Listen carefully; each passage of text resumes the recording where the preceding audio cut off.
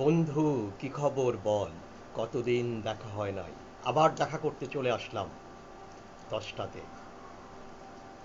আপনারা যারা গত 5টা প্রোগ্রাম আমার গিয়েছিল, যে 5টা প্রোগ্রামে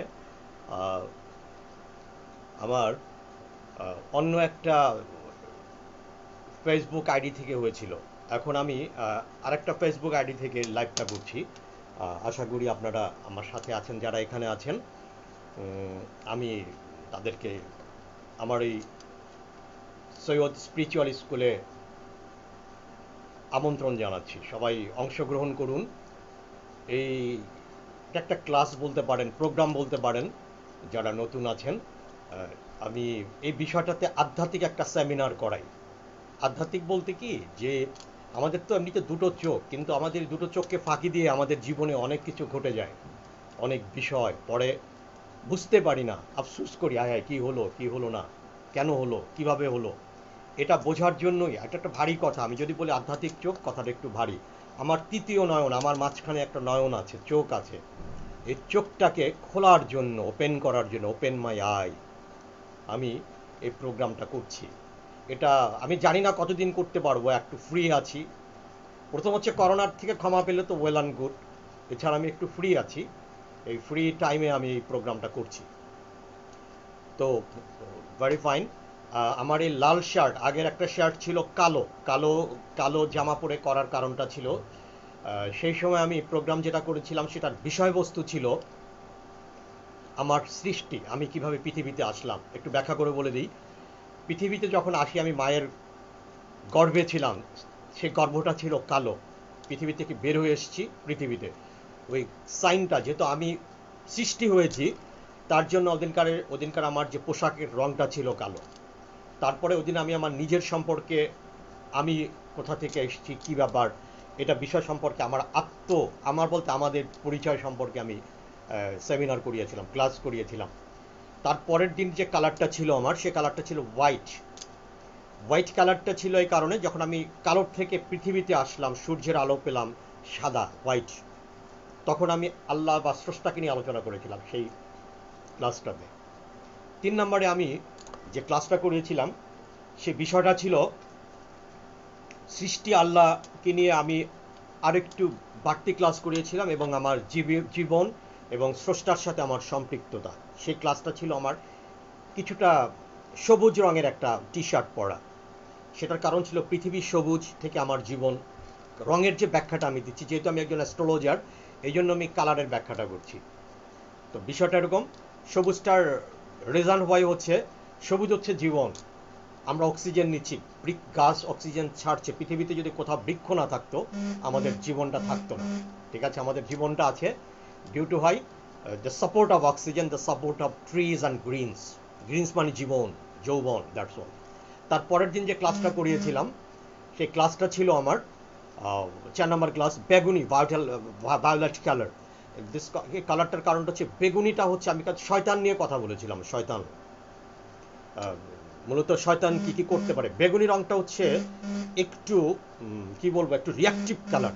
মানে ফর্সা লোকটি দেখবেন বেগুনি পড়লে মনে হচ্ছে তার শরীরটা জ্বলে যাচ্ছে। শয়তানের শয়তানের ব্যাড অ্যাক্টিভিটিতে কিন্তু ভালো মানুষের শরীর জ্বলে যায়। আপনি দেখবেন পৃথিবীর কোনো কালারের চেয়ে কোনো ফর্সা মানুষ যদি বেগুনি রং পড়ে, অতি বেগুনি রশ্মি বলি আমরা, অতি বেগুনি রশ্মি, এই অতি বেগুনি রশ্মি যেটা রেডিও অ্যাক্টিভিটির, এটার কালারটা কিন্তু বেগুনি বলা। রিজন হোয়াই, এটা মানুষকে খুব তীক্ষ্ণভাবে আঘাতগ্রস্ত করে, খুব সেন্সিটিভ রং। এই জন্য আমি বেগুনিটা পড়েছিলাম শয়তানের অস্তিত্ব বোঝার জন্য। আজ আমি লাল পড়েছি। লালটা হচ্ছে আজকের ক্লাস, গতকালকের ক্লাসটা ছিল ভাব বা আবেগের উপরে। আজকে লাল পড়েছি, যেহেতু আজকে আমি রোমান্টিক ক্লাস করাবো, রোমান্টিক প্রেম ভালোবাসা নিয়ে, তারপরে আমাদের জীবন নিয়ে, জীবনকে উপভোগ করা নিয়ে। অ্যাট দ্য সেম টাইম আমি ব্রেইনের কিছু মেকানিজমের উপরে ক্লাস করাবো। একটা করাবো ভেস্ত দোজক। লাল কিন্তু একটা আনন্দের রং, খুশির রং। আমি আজকে যে ক্লাসটা করাবো, আমি একটু বোঝাবার চেষ্টা করব যে পৃথিবীতে আমরা যে আছি, আরেকটা আছে ভেস্ত দোজক। আমরা কোথায় আছি পৃথিবীতে, ভেস্তে যাবো কি যাবো না এটা আপেক্ষিক কথা, বাট আমরা ভেস্তে যেতে চাই। ভেস্তে আছে কি না, আদৌ কোথায় আছি, আমাদের এক্সিস্টেন্সটা কোথায় আছে, এটার উপরে একটা আলোচনা করব। তো বিষয়টা এরকম। তো আমি আগে একটা ইবাদত দিয়ে শুরু করি। ইবাদতের আগে আমি কিছু জিকির করি। আমি অনুরোধ করব আমার জিকিরটার পরে আপনারা যে যে ধর্মের বন্ধুরা আমার আছেন তারা আপনাদের চাইলে আপনাদের জিকিরটা আপনাদের লেভেলে করে নিতে পারেন। আপনার স্রষ্টা তো সবাই এক, কিন্তু আমরা সবাই এক নামে ডাকি না। কারণ আমি কিন্তু একজন ব্যক্তি, কেউ আমাকে মামা ডাকেন, কেউ আমাকে চাচা ডাকেন, কেউ আমাকে ভাই ডাকেন, কেউ আমাকে আব্বু ডাকেন। নাম ব্যক্তি কিন্তু একজন, স্রষ্টা একজন, তারকে অনেকে অনেক নামে ডাকতে পারি। আমি আমার স্রষ্টাকে যে নামে ডাকি আমি সে নামে স্মরণ করছি। আমাকে অনুসরণকারী যারা এই ধর্মের আছেন তারা স্রষ্টাকে আমার সাথে অনুসরণ করে স্মরণ করতে পারেন। আর যারা তাদের ব্যাপারে আছেন আমার জিকিরটা শোনার পরে অন্যভাবে আপনারা আপনাকে স্রষ্টাকে অন্যভাবে ডেকে নিতে পারেন, বা আমার মাধ্যমে ডাকলেও সমস্যা হবে না। আমরা কিন্তু সেই স্রষ্টাকে স্মরণ করছি যে স্রষ্টা আমাদের সবাইকে সৃষ্টি করেছেন, তিনি এক এবং অদ্বিতীয়। The identity of Almighty Allah is one and alone. এই চাটা সবাই খাবেন, বারে বারে বলছি, আমার ভিডিওতে বিভিন্ন জায়গায় বলেছি। এই চাটা করোনার জন্য খুব উপকারী, এমনিতে উপকারী। গ্রিন টি এখানে আছে, কিছু স্পাইসি আছে, বাট বেশি খাবেন না, বেশি খেলে হাড় রোগ হতে পারে গ্রিন টি জনিত কারণে। আর একটা জিনিস জেনে রাখবেন, লবঙ্গ বেশি খাবেন না, লবঙ্গ বেশি খেলে ক্ষুধা নষ্ট হয়ে যেতে পারে। আর এলাচিটাও বেশি খাবেন না। এর মধ্যে উপাদানের মধ্যে সবচেয়ে ভালো হচ্ছে, এগুলি সব খেতে হবে, কিন্তু পরবর্তীতে ভালো দিন আসলে কালিজিরা খেতে হবে ভালো, যদি আপনার না হয়ে থাকে, গ্যাসের প্রবলেম হয়ে না থাকে। নাম্বার 2 হচ্ছে আর একটা জিনিস খাবেন, আদা খাবেন। আর এখান থেকে অ্যাভয়েড করবেন সুস্থ, লবঙ্গটা অ্যাভয়েড করবেন, এলাচিটা অ্যাভয়েড করবেন যদি আদাটা এই চাটা সবসময় কন্টিনিউ করতে চান। তবে গ্রিন টিটা কন্টিনিউশন করবেন, এটা কন্টিনিউ থাকতে হবে। আর চাটা একটু গরম খাবেন। চাটা খাওয়ার প্রসেস আমি ভিডিওতে আমার ইউটিউবে চলে যাবেন। ইউটিউব চ্যানেলের নাম হচ্ছে এভাবে দেখেন জ্যোতিষ জগৎ থেকে হলেও এটার অ্যাওয়ার্ডিং সিস্টেমটাও আপনার, আমাকে ফলো করার সিস্টেমটা হচ্ছে ইউটিউবে চলে যাবেন সবাই। সেটা হচ্ছে সঈদ spiritual school, SYED SPIRITUAL spiritual SCHWL। এটা একটা শিক্ষামূলক প্রতিষ্ঠান। সবাই দেখেন, শুনেন, ভালো লাগবে ইনশাল্লাহ, অবশ্যই ভালো লাগবে। এমন কিছু ইনফরমেশন দিব যেটা পৃথিবীর কোথাও কখনোই আগে পাননি। আমি দায়িত্ব নিয়ে বলছি, ইনশাল্লাহ, আল্লাহর উপর ভরসা করে। চাটা বাবা খেতে হবে। চাটা কন্টিনিউশন পরবর্তীতে করলে এর থেকে আউট করে দিবেন। তেজপাতাও খাবেন না পরে, সুস্থ হওয়ার পরে। করোনাতে খাওয়ার সিস্টেমটা শিখিয়ে দিয়েছি, ইউটিউবে দেখে নিতে হবে, ঠিক আছে? আমি একটু জিকির করে নিই আল্লাহর নামে। বিসমিল্লাহির রহমানির রহিম। আল্লাহু আল্লাহু আল্লাহু আল্লাহু আল্লাহু আল্লাহু আল্লাহু। সবাই বলেন আল্লাহু আল্লাহু আল্লাহু আল্লাহু আল্লাহু আল্লাহু আল্লাহু। ওরে কোকিল কে তোরে দিল এ সুর, কোথা পেলি পাপিয়া এ কণ্ঠ মধুর? বলে কোকিল দিয়েছে আল্লাহ গাফুর। আল্লাহু আল্লাহু আল্লাহু আল্লাহু আল্লাহু আল্লাহু আল্লাহু আল্লাহু আল্লাহু আল্লাহু। আমি আল্লাহকে সুর করে ডাকার পিছনে মূল কারণটা, আপনি প্রকৃতিতে এমন কোনো জিনিস পাবেন না যার কোনো রিদম নাই, সুর নাই। প্রকৃতির নিশ্চলা জিনিসগুলো, শিশুর কান্নাতেও একটা মমতা আছে, ঝড়ের বাতাসেরও একটা সিগ্নতা আছে, যেটাকে ওয়ার্ডসওয়ার্থ মিলেনকলি বা মিলানচলি, অনেকে এটা ভেবে উচ্চারণ করতে পারেন, দিয়েছেন। আমি আল্লাহকে সুর করে ডাকলে আপনার মনের মধ্যে সুরটা গেঁথে যাবে, এতে আপনি আল্লাহর প্রতি আরো বেশি আসক্ত হবেন। তো আমি এখন প্রার্থনাটা একটু করে নেই। সবাই বলেন, হে রব্বুল আলামিন, মহা সৃষ্টির মহান স্রষ্টা, সৃষ্টি করেছেন উনি, মহা সৃষ্টি করেছে, মহাশূন্য যিনি সৃষ্টি করেছেন, বিশাল। এই জন্য বলছি, হে মহা সৃষ্টির মহান স্রষ্টা, আপনি আমাদের মনে শান্তি, নিরাপত্তা, কর্মক্ষম, দীর্ঘায়ু জীবন দান করুন, আমাদেরকে নিরোগ রাখুন হে রব্বুল আলামিন, দারিদ্রতা মুক্ত রাখুন। আরেকটু এক্সট্রা যোগ করে নেই, কারণ দারিদ্রপূর্ণ জীবন, poverty is never been better for anybody else. আরেকটা কথা বলে নেই, বিশেষ করে এই মুহূর্তের জন্য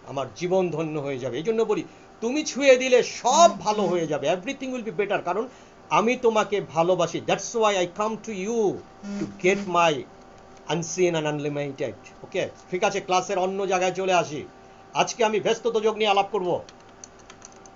আমরা সবাই জানি, ইনফর্মড এভরিবডি এলস, রাব্বুল আলামিন সমসংখ্যক ব্যস্ত যোগ তৈরি করেছেন। আর একটা তৈরি করেছেন সাজ্জাদ ভদ্রলোকের একজন বাদশাহ ছিলেন, ওনার কাছ থেকে নিয়ে। তার জন্য ভেস্তের কোয়ান্টিটি একটা বেড়ে গিয়েছে, দোজকের কোয়ান্টিটি একটা কমে গিয়েছে। আসলে দোজকের সংখ্যাতেই আছে, ভেস্তের সংখ্যাতে থেকে একটা বেড়ে গেছে। তো এটা সে একটা গল্প বলতে হবে। গল্পটা এই কারণে বলতে হবে, আধ্যাত্মিক গল্পগুলো না জানলে, গল্প বলতে এটা পৌরাণিক কোনো গল্প নয়, কাহিনী, সত্য ঘটনা, ইতিহাস। আমাদেরকে সবচেয়ে বেশি ইতিহাস জানতে হবে। আজরাইল আলাইহিস সালামকে একবার প্রশ্ন করা হয়েছিল। প্রশ্নটা আমার মনে হয় রাব্বুল আলামিন করেছিলেন না কে করেছিলেন আমি ঠিক কনফার্ম না, যার জন্য প্রশ্নকর্তাকে আমি আইডেন্টিফাই করতে পারছি না। কিন্তু প্রশ্নটাই করা হয়েছিল, হে কি বলে, হোয়াট শুড আই সে, জান কবজ করে ফেরেশতার নাম হচ্ছে আজরাইল। হে আজরাইল, তুমি এত শক্তিশালী, যে কোনো প্রাণীর জান তুমি কবজ করে ফেলা উইদিন দ্য সেকেন্ডেরও কম সময়। এই প্রাণ সম্পর্কে, প্রাণ কিভাবে বের হয়ে যায়, মৃত্যু কিভাবে হয়, এর উপরে আমি ক্লাস করাবো। স্টেট যে আপনি চাইলে আপনার মৃত্যুকে কিছুটা দূরবর্তী স্থানে নিয়ে যেতে পারেন, কিন্তু অনন্তকাল বাঁচতে পারবেন না। আপনি চাইলে কিভাবে চাবেন, দমের সাধনা করে আমি শিখিয়ে দিব, বলে দেবো ইনশাআল্লাহ। করোনা থেকে ইনশাআল্লাহ বেঁচে যাওয়া যাবে, আল্লাহ যদি রক্ষা করেন। হে আজরাইল, তুমি এতকে মেরে ফেলো, তুমি কি কারো মৃত্যুতে কষ্ট পেয়েছিলা? আজরাইল বলেছিল, হ্যাঁ আমি পেয়েছিলাম। দুটো জান কবজ করার ক্ষেত্রে আমি শকড হয়েছিলাম। বলো যে কি সেটা ঘটনা, একটু বলো। আমি সংক্ষেপে গল্পটা বলছি। একবার একটা জাহাজ ডুবি হয়ে গেল। সেই জাহাজে একজন নারী ছিলেন গর্ভবতী, যার বাচ্চা হওয়ার সম্ভাবনা। জাহাজ ডুবে গেল, অনেকে মারা গেল। সেই ভদ্র মহিলা তার বাচ্চাকে বাঁচানোর জন্য একটা এক্সটার্নাল মেন্টাল ফোর্সে সে সাগরে সাঁতার কেটে কেটে নিজেকে সেভ করার চেষ্টা করছে। একটা কাঠের টুকরা পেয়ে গেছে, শেষ টুকরাতে সে উঠে শুয়ে পড়েছে, টাইটানিক জাহাজের সেই নায়িকার মতো। টাইটানিক ছবির ফিল্ম ছিল তো মূলত। সেই সময় আল্লাহর হুকুম, সেই সময় তার বাচ্চা হয়ে গেল কাঠের উপরে, সাগরের ভিতরে। রাব্বুল আলামিনের হুকুম আসলো। আরিফ ভাই, ডন ভাই, মিস্টার, অনেক ধন্যবাদ আপনাকে, আপনি আমার ভিডিও লাইভে আছেন, ধন্যবাদ। শুনেন বেশি মন্তব্য, আর আমি একটা কথা বলে রাখি, আমি ভিডিও লাইভে কারো মন্তব্যের কথা বলবো না, কারণ এই কথাগুলো বলতে গেলে ইম্পর্টেন্ট জিনিস থেকে সরে যাবেন। বাপ, আমার এই কথাগুলো না জানতে পারলে দুর্ভাগ্য, দুর্ভাগ্য, দুর্ভাগ্য। আমি বলছি দুর্ভাগ্য ভাই, আমি আমার জীবনের অনেক ডার্ক টাইম পাস করেছি, কিভাবে করেছি কেউ জানে না। আমার কাছে অনেক গোপন ইতিহাস আছে আল্লাহ পাকের ইচ্ছায়। জাহাজ ডুবে যাওয়ার সময় হুকুম আসলো, হে আজরাইল, এই মহিলার জান কবজ করে ফেলো তুমি। আজরাইল বলল না। আজরাইল আল্লাহর সাথে বিদ্রোহ করে দিল, বলল যে না করো। বলল যে আল্লাহ এতটুক সময় দাও, কাঠটা তীরে ভিড়ে যাক, অ্যাটলিস্ট মহিলা বাচ্চাটাকে নিয়ে জানি তীরে উঠে যেতে পারে, তারপর জান কবজ কর। না, করে ফেলো। করে ফেলেছে আল্লাহর হুকুমে। আল্লাহর হুকুম অমান্য করা যায় না। ওই কাঠটা ভাসতে ভাসতে ভাসতে ভাসতে কি হয়েছে আমাদের জানা নাই। That's all. আর একবার সাজ্জাদ সাহেব, সাদ্দাতি মনে না, সাজ্জাদ কি নাম ছিল, আমার ঠিক উচ্চারণে ভুল হতে পারে, যেহেতু আমি ইসলামী পণ্ডিত না, উচ্চারণে ভুল হলে ক্ষমা করবেন, নামটা উচ্চারণ ভুল করতে পারি। উনি যখন ভেস্তে যাবেন, উনি সত্যি একটা বিশাল ভেস্ত তৈরি করেছেন, অনেক সময় নিয়ে, অনেক কিছু করে। যখন ভেস্তে উনি এক পাড়া দিবেন, আল্লাহ পাক বললেন, এই আজরাইল কই আসোস, তাড়াতাড়ি আই এটার জান কবজ কর। ভেস্ত বানাইছে, এত বড় বেয়াদ্দব, আমার উপরে পাকনামি করে, ভেস্তে ঢুকতে দিবি না তারে, মেরালা। সাথে সাথে জান কবজ। আল্লাহ বললেন, আজরাইল বললেন, আল্লাহ একটু সময় দেন, এত কষ্ট করে, এত মহব্বত করে, সুন্দর ডিজাইন করে ভেস্তটা বানাইছে, বেটার একটু দেখার সুযোগ দেন। না, এই সুযোগ দেওয়া যাবে না, বেয়াদ্দব, আমার লগে পাক করে, চ্যালেঞ্জ করে, বেয়াদব, মেরা লাও। মেরা লাইছে, খারার উপরে মেরা লাইছে। এখন তারও কষ্ট হইছে, এখন ওই লোককে উত্তর দিচ্ছে, আপনি কি জানেন এই সাদ্দাত কে? ওই সাগরে ডুবে যাওয়া ওই শিশু, যে শিশুর মা মারা গিয়েছিল সাগরে বসে, যার কোনো ধরনের প্রোটেকশন ছিল না। আমি রাব্বুল আলামিন যদি ওই শিশুকে ওখান থেকে উঠিয়ে বাদশা বানাতে পারি, যে বাদশা আমাকে চ্যালেঞ্জ করে ভেস্ত তৈরি করে, আমি রাব্বুল আলামিন কি না পারি বাজান, বুঝতে পারছো এবার? সুতরাং বুঝা শূন্য কথা কইও, এক পা আগানো লাগে 10 বার চিন্তা করে লইও। I almighty Allah can do each and everything whatever you like to do and decide. আমি কুল বললেই হয়ে যায়। আমার ইংলিশে সবাই বুঝতে পারেন মনে হয়। আমি বাংলায় 2-4টা ভুল বললেও ইংলিশে হয়তো কম বলি মনে হয় ভুল, কিন্তু কম বলি। আমি এখন সেই ভেস্ত দোজক সম্পর্কে আলোচনা করব। এখন চিন্তা করেন, আপনি যদি কোনো বাড়িতে থাকেন, সেটা যে বাড়ি হোক, যে অবস্থান হোক, তাকে যদি আপনি মহব্বত না করেন, সেই বাড়িতে আপনি কোনো সুফল পাবেন না। সেই বাড়িতে ময়লা পড়ে থাকবে, সেই বাড়ি কোনো ব্যক্তিকে আপনি ভালোবাসেন না, আপনি কোনো ধরনের কোনো সুফল পাবেন না। কারণ আপনি চিন্তা করবেন, তো আমি তো আরেক দিক চলে যাবো, আইসি স্যার 40 দিনের চিল্লায়, মনে করেন আমি এটা খারাপভাবে বলছি না, আস্তাগফিরুল্লাহ, 40 দিনের চিহ্ন অবশ্যই সবাইকে করতে হবে, আমি মাফ করছি, ক্ষমা চাচ্ছি কথাটা এভাবে বলার জন্য। আইসি বেড়াইতে 2 দিন পর চলে যাব, ময়লা কাটালাম না, এটা করলাম না, সেটা করলাম না, মহব্বত তখন থেকে চলে যাবে। আপনি ওখান থেকে কোনো সুফল পাবেন না। যাকে আপনি ভালোবাসবেন না, সেও আপনাকে কোনোদিন ভালোবাসবে না। প্রকৃতির সাথেও ভালোবাসার একটা সম্পৃক্ততা আছে, সে তৃতীয় নয়নের সম্পর্ক। আপনি যে পৃথিবীতে থাকেন, এই পৃথিবীকে যদি আপনি ভালো না বাসেন, যদি আপনি সত্যি মনে করেন হ্যাঁ ঠিক আছে আমি বেসতে যাব, ভালো কাজ করলে দোজকে যাব, এখানে কোনো অনস্বীকার্যের ব্যাপার নেই, বাট যে জমিনকে ভালোবাসেন, সেই জমিনকে যদি আপনি মনে করেন যে এটা দুদিনের দুনিয়া, এটা দোজক, কোন রকম কাজটা চলে যেতে পারলি হয়, তাহলে আপনি বাইচা রয়েছেন কেন? তাড়াতাড়ি ভাগেন হেন থেকে, কেমনে পারবেন? এটা আপনার ব্যাপার। নো, আপনাকে আল্লাহ পাক ভালোবেসে প্রথম যেখানে পাঠিয়েছেন, সেটা আল্লাহর সর্বোৎকৃষ্ট শ্রেষ্ঠ ভেস্ত। ওইটা কিন্তু ভেস্ত না, ওইটা হইছে আল্লাহর একটা গিফট। যে ভেস্ততে আপনি যাচ্ছেন, সেটা আল্লাহ খুশি হয়ে আপনাকে দিচ্ছেন, যে তুমি তো মাস্টার ডিগ্রির পরে কোনো ডিগ্রি নাই, কেউ কেউ পিএইচডিও করে। পিএইচডি কিন্তু কোনো ডিগ্রি না, এটা একটা থিসিস। আপনি মাস্টার ডিগ্রি করতে করতে, জীবনের অনেক কিছু করতে করতে অনেক জ্ঞান আপনার হয়ে গেছে, ওই জ্ঞানটা নতুন একটা সাবজেক্টের উপরে অ্যাপ্লাই করে আপনি থিসিস করেছেন। আমি সেটাকে পিএইচডি বলা হয়, ডক্টর অফ ফিলোসফি। অনেকে এই শব্দটাকে একটু ইলাবোরেশনে ভুল করেন, আমি ভুল করেন বলবো না, ভ্রান্তি করেন, ধারণা ভুল। আমি পিএইচডি সম্পর্কে দুটো কথা বলি, যে প্রসঙ্গটা আসবে সাথে সাথে আমি ব্যাখ্যা করে দেব। পিএইচডি হচ্ছে ডক্টর অফ ফিলোসফি। এখন আমি ইংলিশে শেক্সপিয়ারের উপর পিএইচডি করেছি, তো আমি ফিলোসফিতে পিএইচডি করি না রে বাপ, তো আমাকে ডক্টর অফ ফিলোসফি বলা হচ্ছে কেন? আমাকে ডক্টর অফ শেক্সপিয়ার বলা উচিত ছিল। কারণটা কি আমি একটু বলি। আমি শেক্সপিয়ার সাহেবকে সরাসরি দেখলে আমার যে জ্ঞানটা হতো, আমি এই রিসার্চটা করে সেই জ্ঞানটা অর্জন করেছি। দর্শন করে যে জ্ঞানটা হতো, দর্শনটাই হচ্ছে ফিলোসফি, দেখা, দর্শন। এই জন্য আমি শেক্সপিয়ারের উপর দার্শনিক হয়ে গেছি দেখে দেখে। কিন্তু আমি শেক্সপিয়ারকে দেখিনি, আমার রিসার্চটা হয়েছে এমনভাবে যে শেক্সপিয়ার সাহেব আমার সামনে আছেন। যার জন্য যে সাবজেক্টই আপনি করেন না কেন, পিএইচডি যে বিষয়ের উপরে করেন না কেন, সেই বিষয়টা আপনি দেখে ফেলেছেন, রেজন হয় আপনি ওটার উপর পিএইচডি ধারণ করেছেন। মানে দর্শন, ওটার দর্শক আপনি, খুব বড় লেভেলের একজন দর্শক আপনি।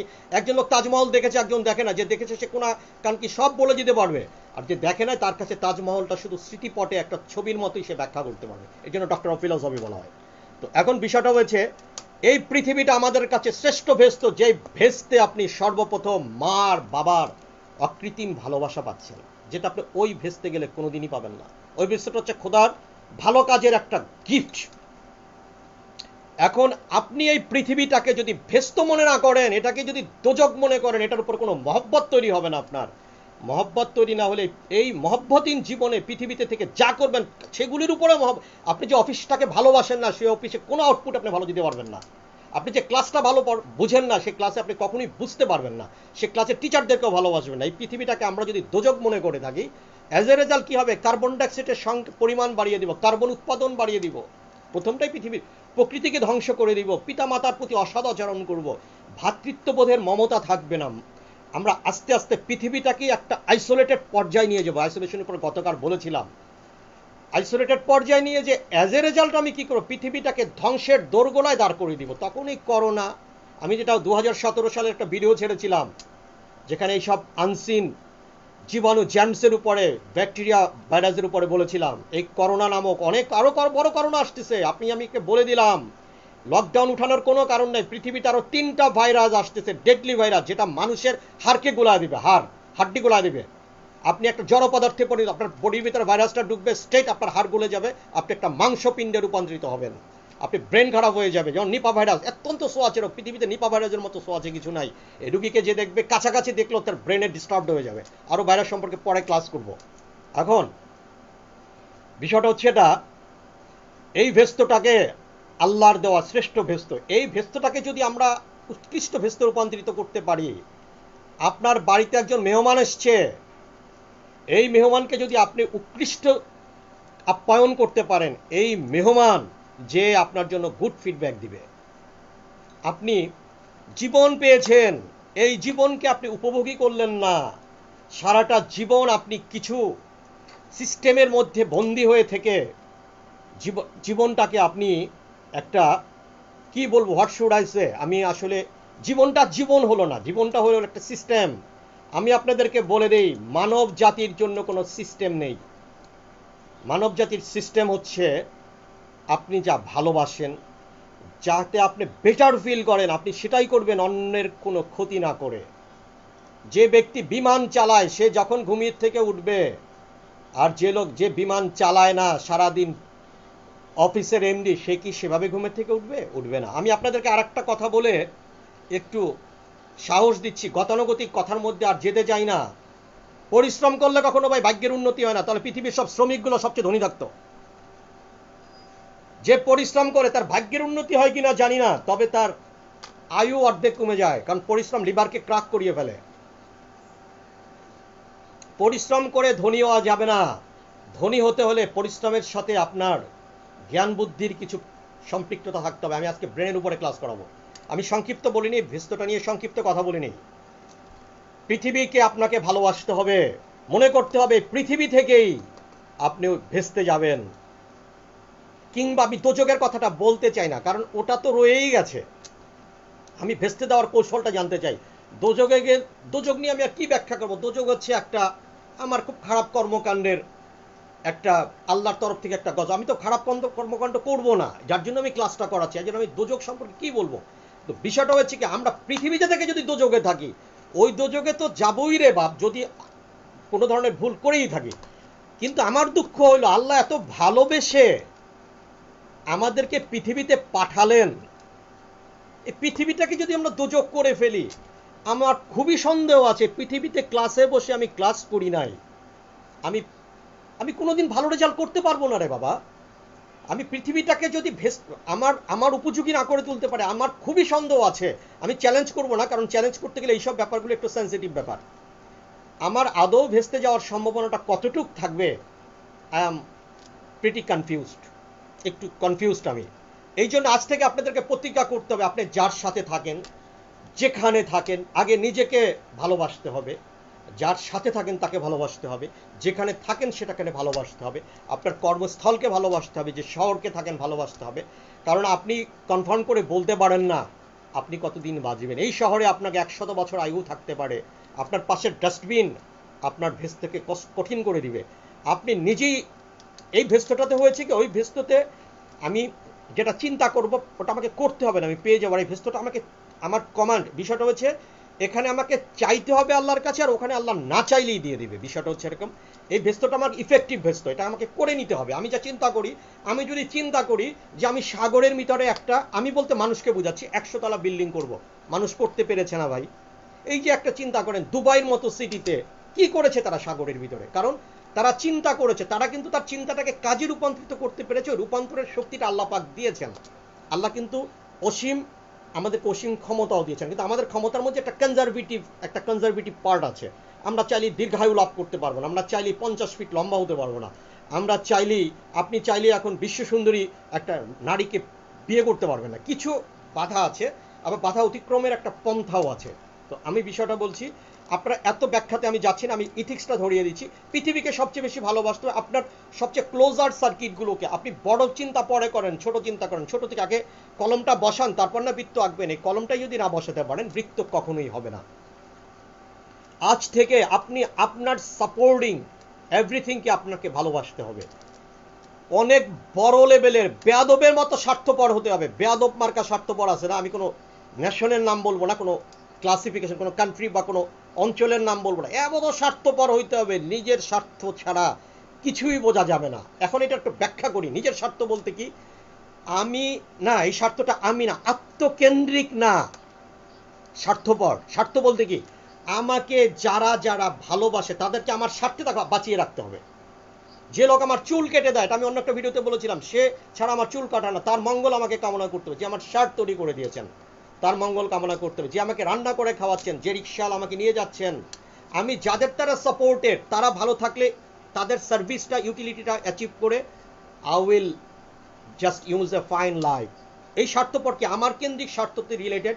সবাইকে আমি ভালোবাসবো, সবাইকে আমি বুদ্ধি দিয়ে, প্রয়োজনে অনেক সাপোর্ট দিয়ে সাপোর্ট করব। এখন আমি যদি মনে করি যে সরকার আছেন, যেটাই থাকেন না কেন, সে সরকারও যদি আমার জন্য ভালো হয়, আমি সরকারকে লিঙ্গার করার চেষ্টা করবো, এটাই স্বাভাবিক।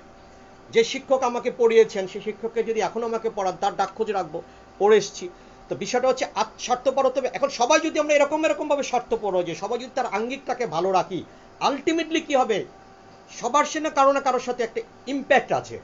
অ্যাজ এ রেজাল্ট পৃথিবীর সবাই আমরা ভালো থাকবো। ভালো থাকার মানে কি, পৃথিবী ভালো থাকবে। পৃথিবী ভালো থাকার মানে কি, এই পৃথিবীটা ভেস্তে রূপান্তরিত হয়ে যাবে, হবে। এটা সায়েন্স। ভালো, আপনি যদি সব ভালো করেন, আলটিমেটলি রেজাল্ট ভালো আসবে। আর আপনি যদি সবের মধ্যে একটু খারাপ করেন, সেটা ওই গরুর অখাদ্যযুক্ত দুধ হয়ে যাবে। কারণ একটু তো ওখানে পড়ে গেছে, তাই না? সার্ফেস একটা ব্যাড থিং পড়ে গেছে। আমি বাজে শব্দটা উচ্চারণ করতে চাচ্ছি না, যেহেতু আমি জিকিরের ভিতরে আছি এখনো। কলবি জিকিরি আছে, কলবি জিকির সম্বন্ধে ক্লাস করাবো আমি। জিকির হচ্ছে অটো, ইনশাআল্লাহ। সুতরাং পৃথিবীকে ভালোবাসবেন, বাঁচতে হবে, বাঁচতে হবে।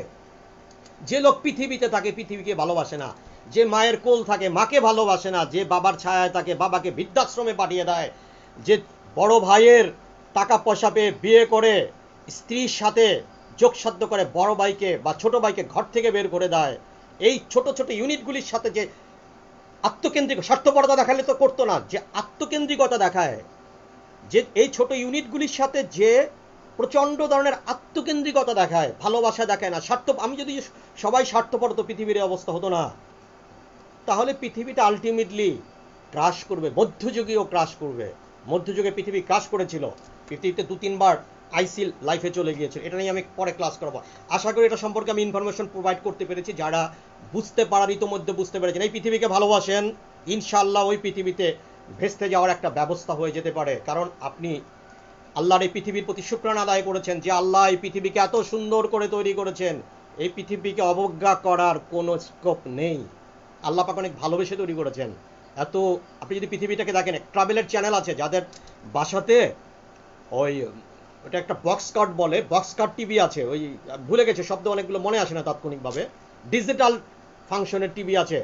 তারা ট্রাভেল চ্যানেলগুলোতে করবেন, ওই নাটক টাটক দেখে বাবা লাভ হবে না। শুধু দেখবেন খবর চ্যানেল, আর চলচ্চিত্র দেখবেন না। কেন দেখবেন না? আপনি মনে করবেন ওটা একটা মেকি জিনিস, একটা নাটক তৈরি করা হয়েছে আপনার জন্য, আপনার ইমোশনকে ক্যারি করার জন্য। কোনো ফিল্ম, কোনো নাটক দেখতে আমি মূল্যবান সময় নষ্ট করতে বলি না। অত সংবাদ বসা সময় নাই বসার। আপনি শুনবেন, ওই স্ক্রল দেখবেন, দেখে সংবাদটা বুঝে নিবেন। আর ট্রাভেল চ্যানেলগুলো দেখবেন, পৃথিবীতে না যেয়ে কত রহমত আল্লাহ তৈরি করেছেন পৃথিবীতে, বসে বসে দেখতে পারবেন। যারা করেছেন আল্লাহ পাক, তুমি তাদের কর্মকে আর একটু সমৃদ্ধশালী করো, তাদের দীর্ঘায়ু লাভ করো। পৃথিবীতে আমি কিন্তু টিপস দিব আপনাকে। আমার এই প্রোগ্রাম চলার মাঝে, প্রতিটা প্রোগ্রামে আমি এমন কিছু টিপস দিব যেটা আপনার জীবনকে সুন্দর করে দিবে। আজকে আমি দুটো ইম্পর্টেন্ট টিপস দিব এই অনুষ্ঠান চলার মাঝে। একটাতে এই টিপসটা মানলে ইনশাআল্লাহ জীবনে কোনোদিন কোনো কষ্ট আপনার থাকবে না। তিনটা জিনিস, তিনটা কথা যদি আপনি মানেন। আর একটা টিপস দিব আপনাকে আমি, এই কাজটা করলে আমাদের রসুল পাক করতেন, অর্থ কষ্ট অনেকটা কমে যাবে। একটা জিনিস শুধু ব্যবহার করবেন, সেটা ঘরে থাকে। টিপসটা আমি কথার মাঝে একসময় দিব ইনশাআল্লাহ। এখন আমরা একটু আমাদের প্রোগ্রামের দ্বিতীয় পার্টে চলে আসি। সেটা হচ্ছে, গতকাল আমি দাঁত সম্পর্কে বলেছিলাম। আজকে আমি একটু অ্যানাটমি ফিজিওলজি বলে একটু সাইকোলজিক্যাল কথা বলবো। অ্যানাটমি ফিজিওলজি বলতে মাথা থেকে আজকে এই ব্রেনটা সম্পর্কে আলাপ করব। আপনারা যারা মাথাতে তেল ব্যবহার করেন, আমার এটা কিন্তু অনেক তাত্ত্বিক কথা থাকবে। তথাকথিত মূল টার্গেটটা হচ্ছে আমরা নিরোগ দীর্ঘায়ু জীবন যাপন পাওয়ার জন্য। এখন যদি নিরোগ জীবনই যাপন না করতে, 7 বছরের মধ্যে যদি একটা বাচ্চা মরে যায়, তার ক্রিয়েটিভিটি তো ওখানেই ক্রাশ করেছে। আমি চাই দীর্ঘায়ু জীবন পেতে ইনশাআল্লাহ, সতেজ জীবন, এবং সেখানে জানি দারিদ্রতা না থাকে। আপনি যদি সুস্বাস্থ্যের অধিকারী থাকেন, পকেটে টাকা থাকে, আপনাদের কে পাবে আব্বাজান? কেউ পাবে না ইনশাআল্লাহ।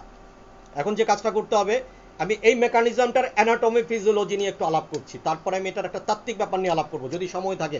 আজকে অনেক কথা বলি সময় নষ্ট করে ফেলেছি। যারা তেল ব্যবহার করেন তারা গরমে করবেন না, এক কথায় করবেন না। তেলের কোনো ফাংশন নাই। তেল আপনার মস্তিষ্কের ভিতরে যায়, কিছুই করবে না, ও যাইতেই পারবে না ভিতরে। ফালতু কথা, একদম ফালতু কথা। আমি তেলের 12টা বাজানোর জন্য বলছি না। মাথার মধ্যে তেলের কোনো ভূমিকা নাই। তেল ব্যবহার করলে অনেক ধরনের ময়লা টয়লা তেলের মধ্যে আটকে থেকে খুশকি হতে সাহায্য করবে। মাথা পরিষ্কার করে ফেলবেন। সপ্তাহে একদিনের বেশি শ্যাম্পু ব্যবহার করবেন না। শ্যাম্পু ব্যবহার করে এরকম করে মাথাটাকে খুব বেশি প্রেস করবেন না। মাথাটাকে কোনো ব্যক্তি মাথা নিয়ে বেশি ডলাডলি করবেন না। অনেকে মাথা বানায়, এইটা করে সেটা করে, এটা অনেক ধরনের বড় ভুল। কারণ ওখানে ব্লাড সার্কুলেশন অনেক বেশি হবে। ব্রেন কিন্তু ব্লাড খেয়ে বেঁচে থাকে না, ব্রেন বেঁচে থাকে অক্সিজেন এবং সুগার খেয়ে, কার্বোহাইড্রেট খেয়ে বেঁচে থাকে। মাথার মধ্যে যত রক্ত চলাচল করবে প্রথম আপনার ঘুমের ব্যাঘাত ঘটবে, ঘুম হবে না। এটা হচ্ছে বড় বিপদ। আর ঘুম না হলে আপনার জীবনের 16 আনাই নিছে। যে ঘুমাইতে পারবে না, হে দোজগী, স্টেট দোজগী। তার জায়গা হলো দোজক। কেন হবে আমি বুঝাই দিব পরে। ঘুমের এটা আমি অনেকবার বলেছি, আবারও বলবো পরে। ওই ওই আল্লাহর রহমতের উপরে ক্লাসটা যখন করাবো তখন আল্লাহর রহমত আপনার কাছে আছে কিনা তার বড় প্রমাণ আপনার ঘুম হচ্ছে কিনা, টয়লেট হচ্ছে কিনা। যে ব্যক্তি টয়লেট আর ঘুম হয় না সে আল্লাহর রহমত থেকে ফার্স্টেই খারিজ। ওর নাম আজরাইলের কাছে অলরেডি রেফার্ড হয়েছে। যে কোনো সময় আজরাইল ওকে পোস্টিং দিয়ে দিতে পারে। যার ঘুম আর এই দুটো আপনি চাইলেই করতে পারবেন না। ঘুমাইলে আপনি চাইলেই ঘুমাইতে পারবেন না। আল্লাহর রহমত এটা দৌড়াইয়া খাইতে পারবেন। কত লোক আছে ঘুমাইতে পারবেন। মাইকেল জ্যাকসন না ঘুমাইতে পারে মরে গেছে, তার ঘুম হয় নাই রে বাপ। 50 দিন ঘুমান। ইংল্যান্ডে একটা প্রোগ্রাম করবে 50 ডেজ, 50 ঔষধ মতর খাইয়া ডাক্তার একটা পাইছিল। ডাক্তার কি মারছে? ঘুমের ওষুধ। ঘুমের ওষুধও তার ভিতরে কাজ করে নাই। ঘুমের ওষুধ সম্পর্কে পরে ক্লাস করব। যার ঘুম নাই, টয়লেট বাথরুম, ন্যাচারাল বাথরুম নাই, ওই দুইটা হইলে আপনার বাথরুম হলে পেট খালি হয়ে যাবে, ক্ষুদা এমনি লাগবে, 3টা ন্যাচারাল জিনিস। তার কঠিন মুসিবত আছে, বাঁচবে না সে, সোজা কথা। আয়ু কমতেছে। এখন এই অ্যানাটমিতে রক্ত চলাচল করা যাবে না। মাথা নিচে দিয়ে খুব কাজ করবেন না যাতে ব্লাড ভিতরে যায় মাথার ভিতরে, এই কাজগুলো করবেন না, ঠিক আছে? গোসলের পর্বে গোসল শিখিয়ে দেবো। দাঁত ব্রাশ যখন করবেন তখন চোখটা এরকম করবেন, চোখের মাসাজ হবে। আর চোখটাকে বিভিন্ন অ্যাঙ্গেলে ঘুরাবেন, এরকম করে ধরে এইভাবে তাকাবেন, আঙুলটার দিকে দিয়ে ধরে এরকম তাকাবেন, এই চোখটার দিকে, আঙুলটার দিকে চোখটা থাকবে, আঙুলটার দিকে এভাবে তাকাতে হবে। চোখ, আঙুল যেদিকে যাবে চোখ সেদিকে যাবে, আঙুল যেদিকে যাবে চোখ, এরকম করে ঘুরাবেন। চোখের কিন্তু আমরা মাসাজ করি না, ঠিক আছে? কারণ এখানে একটা নেত্রনালী আছে। সবাই বলে কি চোখের থেকে ওই করোনা ঢুকে, আসলে চোখের থেকে করোনা ঢুকে না, এখানে একটা নেত্রনালী ছিদ্র আছে। ওই ছিদ্রটা বন্ধ হয়ে গেলে দেখবেন বৃদ্ধ বয়সে পানি পড়বে চোখ থেকে। এটা একটা মাসাজ করবেন, এরকম হাতে একটু নিয়ে, জানি শুকনা মাথা করলে এখানে আবার চামড়া ক্রাক করবে, একটু আস্তে আস্তে মাসাজ করবেন দিয়ে। গোসলের সময় সাবানটা চোখে যেন সাবানটা না যায়, ঠিক আছে? এটা করতে হবে। আপনারা চোখটা ভালো থাকবে এভাবে, আর চোখটাকে মুভ করবেন। আমি একটু চশমাটা ভালো করে পরে নিই, তাহলে পড়ে যেতে পারে। আমি চোখে অপেক্ষাকৃত দূরেরটা একটু ক্লিয়ার দেখি না।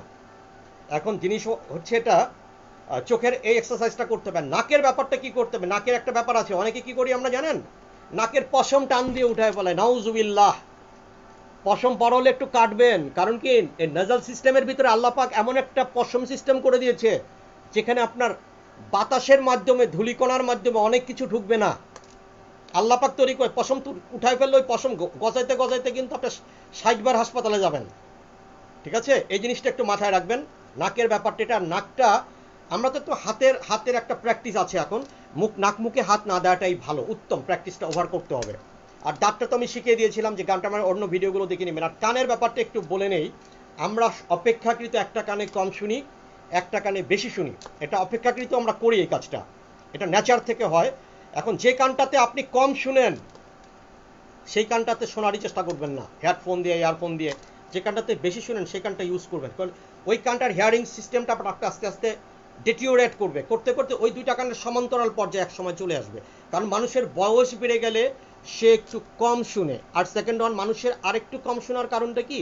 মানুষ যখন নিজের কথাটা বলে, একটু লাউডলি বলে, তো নিজের লাউড কথাটা যখন নিজের কানে চলে যায়, ওই শব্দটা তো অনেক বড় থাকে। তো ওই লেভেলে যদি ফ্রিকোয়েন্সি থেকে কথা না বলে, তখন সে অনেক শ্রবণ শক্তি অনেক থেকে কমে যায় তার।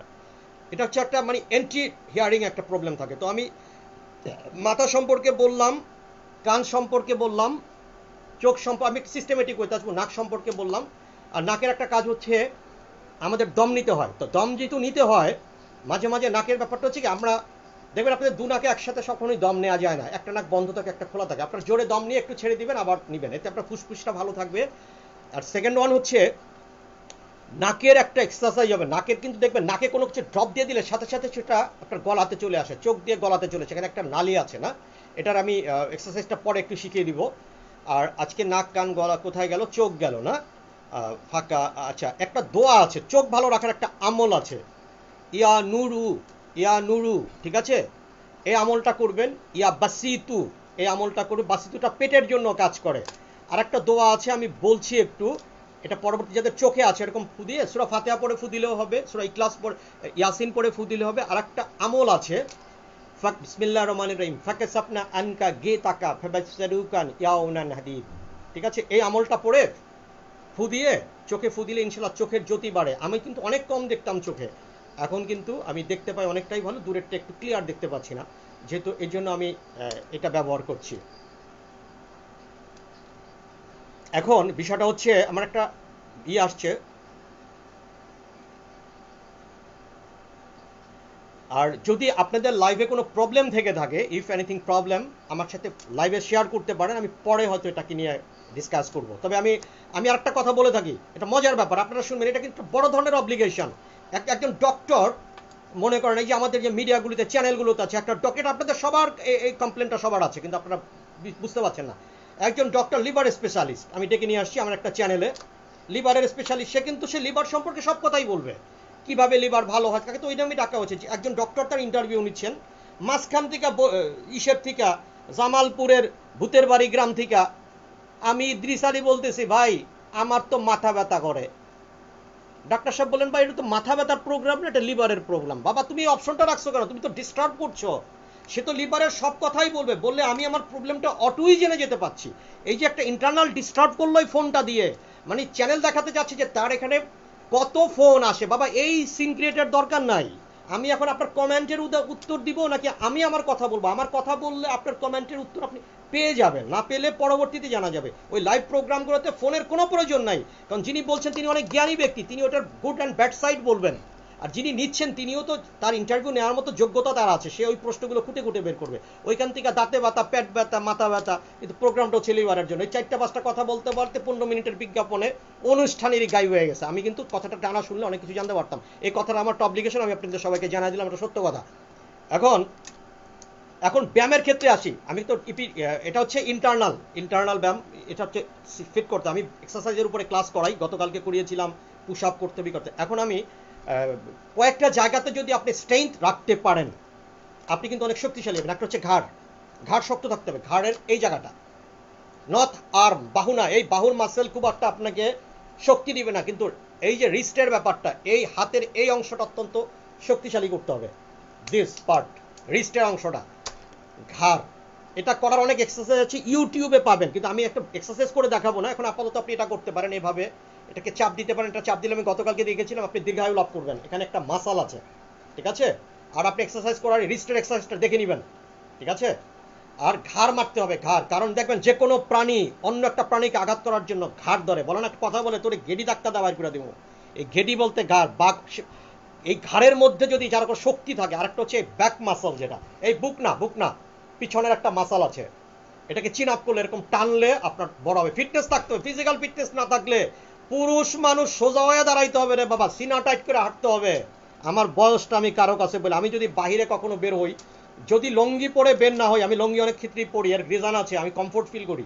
আর আমি একটা আধ্যাত্মিক গুরুর সাথে জড়িত আছি, উনি আমার প্যান্টটাকে সাপোর্ট করেন না, এই জন্য আমার চেম্বারে যখন আমি যাই আমি লঙ্গি পরে যাই। আমার আধ্যাত্মিক গুরুটাকে অনেক ক্ষেত্রে সাপোর্ট করেন না। আমাকে যদি বাইরে কেউ ড্রেস আপ অবস্থায় দেখে আমাকে সে চিনতে পারবে না ইনশাআল্লাহ। আমি আমার বয়স অপেক্ষা আমি নিজে গর্ব করি আল্লাহ পাকের ইচ্ছায়, অহংকার করি না, গর্ব করি। আমি বাঙালি হিসাবে গর্ব করি। গর্ব করতে পারবে না, অহংকার করতে পারবে না, অহংকার আল্লাহ করতে পারবে। আমাকে দেখে হয়তো আপনার ভালো লাগবে ইনশাআল্লাহ। সোজা হয়ে আসতে হবে, পেটে খাবার না থাকলে, পেটে না থাকলে পেটের মধ্যে খাতা বালিশ ঢুকায় লইতে হবে। আপনি যে অভাবে আছেন, দুঃখে আছেন, কাউকে জানানো যাবে না, আপনাকে দেখাতে হবে আপনি জেমস বন্ডের হিরো। লাইফে এভাবে হেঁটে যাবেন। আপনাকে আপনার হাতে পুরুষ মানুষের গায়ে শক্তি থাকতে হবে। শক্তিহীন পুরুষ না, আদামরা বাঘ না। সিংহ দেখছেন ওই ডিসকভারি চ্যানেলে দেখেন, সিংহ যখন মইরা যায় এরকম খাবারও দেয় না, ডাকে না, যাইতেও পারে না, একটা ঠ্যাং গুইরা উষ্ঠা গায়ে বইরা যায়। তার যৌবন শেষ। আপনার মৃত্যুর আগ পর্যন্ত যৌবন ধরে রাখতে হবে। যৌবন বলতে এটা না জাকাম কুকাম করে বেড়াইলে আমি যুবক হইলাম। আপনার মেন্টাল ফোর্স, ফিজিক্যাল ফোর্স থাকতে হবে, মাথার মধ্যে বুদ্ধি থাকতে হবে, পকেট ভরা টাকা থাকতে হবে, তাহলে আপনি পুরুষ হিসাবে দাবি করবেন। আর ওই আপেক্ষিক কথাবার্তা, অমুক করছে, হুইয়া রইলাম শরীর মরিল সাইরা, ওই করতেছি কি আসন মাসন, আসন টাসন কেউ করবেন না ভাই। আজকে থেকে আসন বন্ধ। ওই যোগাসন মোগাসন যারা করেন, আমি নিষেধ করলাম। আমি ভাই 7 বছর থেকে 15 বছর আসন করেছি। আমার জীবনে একজন আসছিলেন, যোগী আসছিলেন।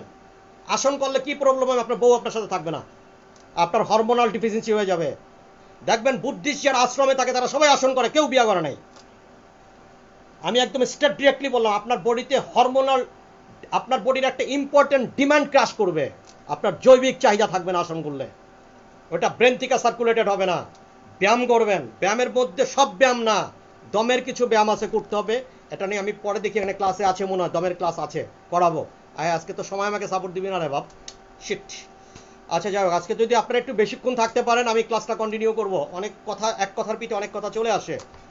ব্যায়াম করতে হবে, কিন্তু আসন যারা করতে চান আমি বলে দিলাম তারা কিন্তু জৈবিক চাহিদার, জৈবিক হরমোন হারিয়ে ফেলবেন। আমি স্ট্রেটলি বিদ্রোহ করলাম এটা। এটা বৃদ্ধ বয়সে করতে পারেন, যুবক বয়সে এক্সারসাইজ করবেন, কিন্তু আসন করবেন না। অর্থের ব্যাপারে আসি। অর্থ ইনকাম করবেন, সেটা গতকালকে বলেছিলাম। অর্থের ব্যাপারে আল্লাহু খায়রুর রাজিকিন, আল্লাহু খায়রুর রাজিকিন, এই আমলটা করবেন। প্রতিদিন একটা করে আমল শিখিয়ে দেবো। এই আমলটা যিনি করবেন তার কাছে টাকা পয়সা থাকবে ইনশাআল্লাহ। এখন আসি আমি খাবারের ব্যাপারে। খাবারের ব্যাপারে প্রোটিন ইম্পর্টেন্ট। আপনি যদি মাসেল ক্রিয়েট করতে চান, আজকে প্রোটিনের সম্পর্কে বলি। মাছ, মাংস, দুধ, ডিম। মাছ, মাংস, দুধ, ডিম, ডাল, এটা প্রোটিনের উৎস। প্রোটিন না খেলে আপনার শরীর গঠন হবে না। শরীরে শক্তি থাকবে কিন্তু লুকিং থাকবে না, মাসল থাকবে না। একটা কথা বলি, অনেকের প্রস্রাবে ফেনা হতে পারে, একটু দেখে নেবেন। যার প্রস্রাবে ফেনা হয় বেশি, সে প্রস্রাবটা যদি কোনো পটে করেন দেখবেন ওখানে সাদা সাদা অনেক জিনিস লেগে আছে, ওটা হচ্ছে প্রোটিন। ডিমে যখন দেখবেন সাদা অংশ খেতে হয়। যদি কারো এরকম কোনো ঘটনা ঘটে থাকে, একটু কিডনির ডক্টরের সাথে কথা বলবেন। প্রস্রাবে প্রোটিন যাওয়া কিন্তু প্রস্রাব আপনার কিডনিকে ড্যামেজ করে দিবে। আমি প্রতিটা অর্গান সম্পর্কে ক্ষুদ্রাতি ক্ষুদ্র ইনফরমেশন দিব, আমি লিখিয়ে আছি, শর্টের মধ্যে বলছি। ইসের জন্য প্রোটিনটা খেতে হবে পরিমাণ মতো। প্রোটিন আপনার বডিতে এনার্জি দিবে, রোগ প্রতিরোধ ক্ষমতা তৈরি করবে। আর করোনার সময় তো খেতেই হবে। এক প্রোটিন খাবেন না, সকালে মাছ। তবে মাছটা আমি রাতে খেতে অনেককে, মাছ রাতে যদি আপনি নিরামিষ খান ওয়েল। এছাড়া আপনি যদি রাতে ডিম খেতে পারেন ভালো, বাট মাছটা রাতে সাপোর্ট করি না, কারণ মাছের ব্যাপারে একটা কথা আছে। আর গরুর মাংস এগুলো একটু হাই প্রোটিন, তো সকালে খেলে রাতে খাবেন না, ঠিক আছে? এটা সম্পর্কে কথা বললে অনেক সময় নষ্ট হয়ে যাবে। বস্ত্র সম্পর্কে বলি, আপনারা আপনাদের কমফোর্ট জোনের ড্রেস পরবেন। একটা ড্রেস বাইরে থেকে এসে সাথে সাথে ধুয়ে বলবেন, ওটার সেকেন্ডে পরবেন না। ওখানে ঘাম থাকবে, ঘামের ভিতরে কিছু ব্যাকটেরিয়া জীবাণু থাকে, যেটা আপনার স্কিনে প্রবলেম। দরকার পড়ে যদি দুটো শার্টও থাকে অল্টারনেট করে পরবেন, ঠিক আছে? আর আয়রন করতে পারেন, আয়রন করে ড্রেস পরা বর্তমান সময়তে ভালো, এটা করবেন। যারা আয়রন করতে পারেন না তাদের রোদে একটু শুকিয়ে নেবেন। আর রোদে কাপড় শুকাবার নিয়মটা হচ্ছে উল্টা দিকটা শুকাবেন। সম্মুখ পাটটা রোদে করলে আপনার শার্টটা জ্বলে যাবে, কালারটা জ্বলে যাবে, ওটা পুরাতন হয়ে যাবে, আসলে ছিঁড়ে যায়নি, ঠিক আছে? আর শার্টের যাদের কলার ছিঁড়ে যায় অপব্যয় করার দরকার নাই। যদি চান, যদি কাউকে দান করতে না পারেন, আপনার সে এবিলিটি না থাকে, ইচ্ছা করলে কলারটা খুলে একটু উল্টিয়ে আবার সেলাই করলে এটা নতুন হয়ে যাবে, ঠিক আছে? এই ব্যাপারগুলো শার্ট হাতা বোটে পড়তে পারেন, দুটোতে পড়তে পারেন। তবে ব্রিটিশ সিস্টেমে হচ্ছে হাতা, ফুল হাতার শার্ট হাফ হাতায় পরা যায় না। ব্রিটিশ সিস্টেম বলে এটা কার্ডিসি নাকি ল্যাক করে। আমি সব বস্ত্র সব কিছু নিয়ে আলাপ করবো। আমার হাতে সঙ্গে শিট। বাসস্থান সম্পর্কে বলি, বাড়ির উত্তর পশ্চিম কর্নারে, গতকালকে বলেছিলাম ঈশান কোণ সম্পর্কে। বাড়ির উত্তর পশ্চিম কর্নারে যদি সম্ভব হয় মাথা দিয়ে শোবেন। কোনো মেয়ের যদি বিবাহ না হয়, বাড়ির উত্তর পশ্চিম কর্নারে মাথা দিয়ে শুলে ইনশাল্লাহ তার বিবাহ হওয়ার সম্ভাবনা আছে। ওই কোণটা খোদা রহমতের কোণ। উত্তর দিকটা এমনিতেই ভালো, উত্তর দিক থেকে ঠান্ডা বাতাস আসে। দেখবেন পৃথিবীর সব উত্তর দিকটাই ভালো, উত্তর দিক ঠান্ডা। উত্তর দিকে দিয়ে মাথা দিয়ে শুলে আপনার মাথা ঠান্ডা থাকবে, ঠিক আছে? উত্তর দিকে পা দিয়ে না শোয়াটাই উত্তম। আর উত্তর পূব কোণটা খোদা রহমতের কোণ। ওই কোণে যদি কোনো মেয়ের বিবাহ না হয় সে শুতে পারে। আমি আর একটা কথা বলি, আপনারা যারা বাড়ি তৈরি করেন বা করে ফেলেছেন, কিছু বলার নাই, যারা রুম তৈরি করেন, রুমের স্ট্যান্ডার্ড সাইজ হচ্ছে 14 ফিট বাই 11 ফিট। কেন 14 ফিট বাই 11 ফিট? আপনার খাট জানি কোনো অবস্থাতেই 6 ফিট 7 ফিট লম্বা, 7 ফিটের উপরে হওয়ার কোনো প্রয়োজনীয়তা নাই। পাশে যারা 7 ফিট খাট তৈরি করেন তারা ভুল করেন, 1 ফিট নষ্ট করে ফেলেন। কারণ কি, আমি বলি, আপনি যত লম্বাই হন, আপনি চাইলে 6 ফিটের উপরে লম্বা, আমরা গড় অ্যাভারেজটা চিন্তা করতে হবে। তো অ্যাভারেজে যদি আমি একটা বালিশ দিয়ে ছুই, আমি পাটে একটু ভাঁজ করে ছুইলে আমি 6 ফিট খাটের এ পাশটা শুতে পারবো, তখন আমি এ পাশটা 7 ফিট পেয়ে যাচ্ছি। আমার 7 ফিট খাটের দরকার নেই, কারণ 7 ফিট খাটের এই পাশে হলো আমি লম্বা হয়ে যদি শুই এ পাশের অনেক অংশ আমার ঘরের চলে যাবে। তো আমি ঘরের খাটটা সেট করব ঘরের মাঝখানটাতে, দুদিকটা মাপ দিয়ে 14 ফিট রুমটার মাঝখানে আমি 6 ফিট খাট তৈরি করব। সেট করলে তো আমি দুপাশে 4 ফিট জায়গা পেয়ে যাব, 4 ফিট। আমি যদি দুটো আলমারি এই পাশটা মিশিয়ে আমি আলমারি রাখতে পারবো, আমার একটা রুম দুটো রুমের কাজ করবে। এই পাশটাতে আমি আলমিরা ঘুরিয়ে রাখতে পারবো, এই পাশটাতে আলমিরা ঘুরিয়ে রাখতে পারবো। আলমিরা খোলার পরও আপনি কিঞ্চিত কিছু, আলমিরার দরজা খোলার পরও আপনি কিঞ্চিত কিছু জায়গা পেয়ে যাবেন। তাহলে আপনার দুপাশটা ব্যবহার করতে পারলেন, মাঝখান থেকে হাঁটার জায়গা রলো। খাটটা আপনি যখন 7 ফিট ব্যবহার করলেন, 7 ফিটের পরে আপনি ওই পাশটাতে যখন 11 ফিট করলেন, এ পাশে আপনি 4 ফিট জায়গা পেয়ে গেলেন। 4 ফিট আলমিরার দরজা খুলে ফেললে আপনি ইজিলি ওখানে যাতায়াত করতে পারেন। তার মানে কি একটা রুমের 3 দিকে আপনি ফার্নিচার সেট করতে পারছেন, অ্যাট দ্য সেম টাইম যাওয়া আসার জায়গা হচ্ছে। তাহলে মানে দুটো রুমের জায়গা আপনি এখানে 2 ফিট বাড়িয়ে দিয়ে আপনি আরেকটা রুম ক্রিয়েট করে ফেলতে পারলেন। যারা করেন নাই তারা এটা করবেন, এটা সায়েন্স, বিজ্ঞান। আমি জ্যামিতিতে খুব উচ্চ দরের ভালো একজন স্টুডেন্ট, আমি পৃথিবীর যে কোনো জ্যামিতির ব্যাপার আমি সে সমাধান করে দিতে পারবো।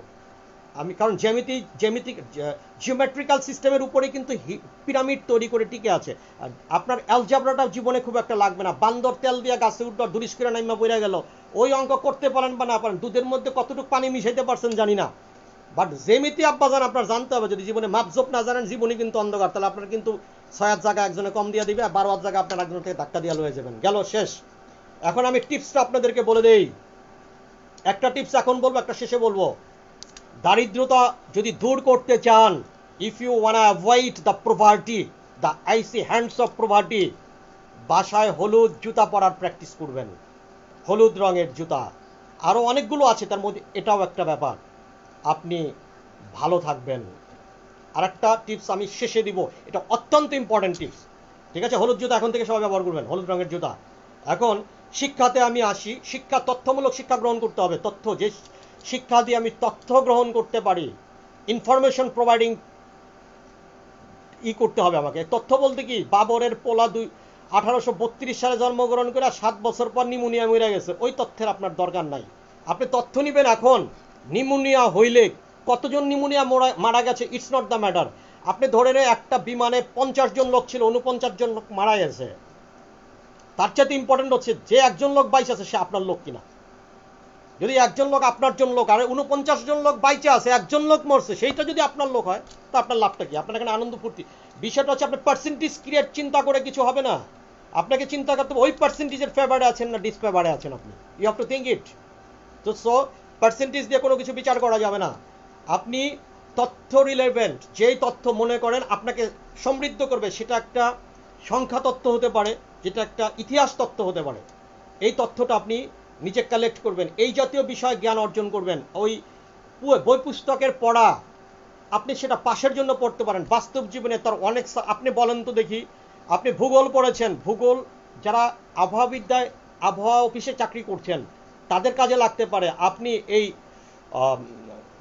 হটসুরাইছে এই বর্তমান সময়তে যারা কর্পোরেট লাইফ লিড করছেন তাদের ভূগোল কোনো কাজে লাগে, ইসলামী ইতিহাস কোনো কাজে লাগে, বাবরের জীবনী কোনো কাজে লাগতো। এডিতে ফেল করলে কিন্তু আপনি ওই লেভেলে আসতে পারতেন। এটা শিক্ষাজনিত একটা প্রবলেম আছে, এটা আমি পরে বলবো। এগুলি পাস করার জন্য পড়েন, কিন্তু তথ্য রিলেভেন্ট তথ্য। এখন ইউটিউব ছাড়া তথ্য নাই, বেস্ট তথ্য। টিভি খুবই কম দেখবেন, টিভিটা এত দেখার কোনো দরকার নাই বাপ, এটাতে কোনো কিছু নেই, নাটক মাটক ছাড়া এখন ওগুলি দেখার সময় নাই। ইম্পর্টেন্ট তথ্য নেবেন, তথ্যটা অ্যাপ্লিকেবল হতে হবে, সব তথ্য নেই আর দরকার নেই, গুগল আপনাকে দিবে সেটা। এটা হচ্ছে শিক্ষার ব্যাপার। আর রাব্বি জিদনি ইলমা, রাব্বি ইয়াসসির ওয়ালা তুয়াসসির ওয়া তাম্মিম বিল খাইর, ক্বালা রাব্বি ইশরাহলি সিদরি ওয়াইসির লি আমলি ওয়াহলুল উকদাতাম মিন লিসানি ইয়াফকাহু কওলি। এটা বললে আল্লাহ পাক বলবেন, হে আল্লাহ তুমি আমার মস্তিষ্ক বা দিমাগকে খুলে দাও। আমি আজকে ব্রেন সম্পর্কে বলতে চেয়েছিলাম, আগামী দিন এটা বলবো। ব্রেন সম্পর্কে 1 ঘন্টার একটা ক্লাস করতে হবে, আমার ইচ্ছা ছিল।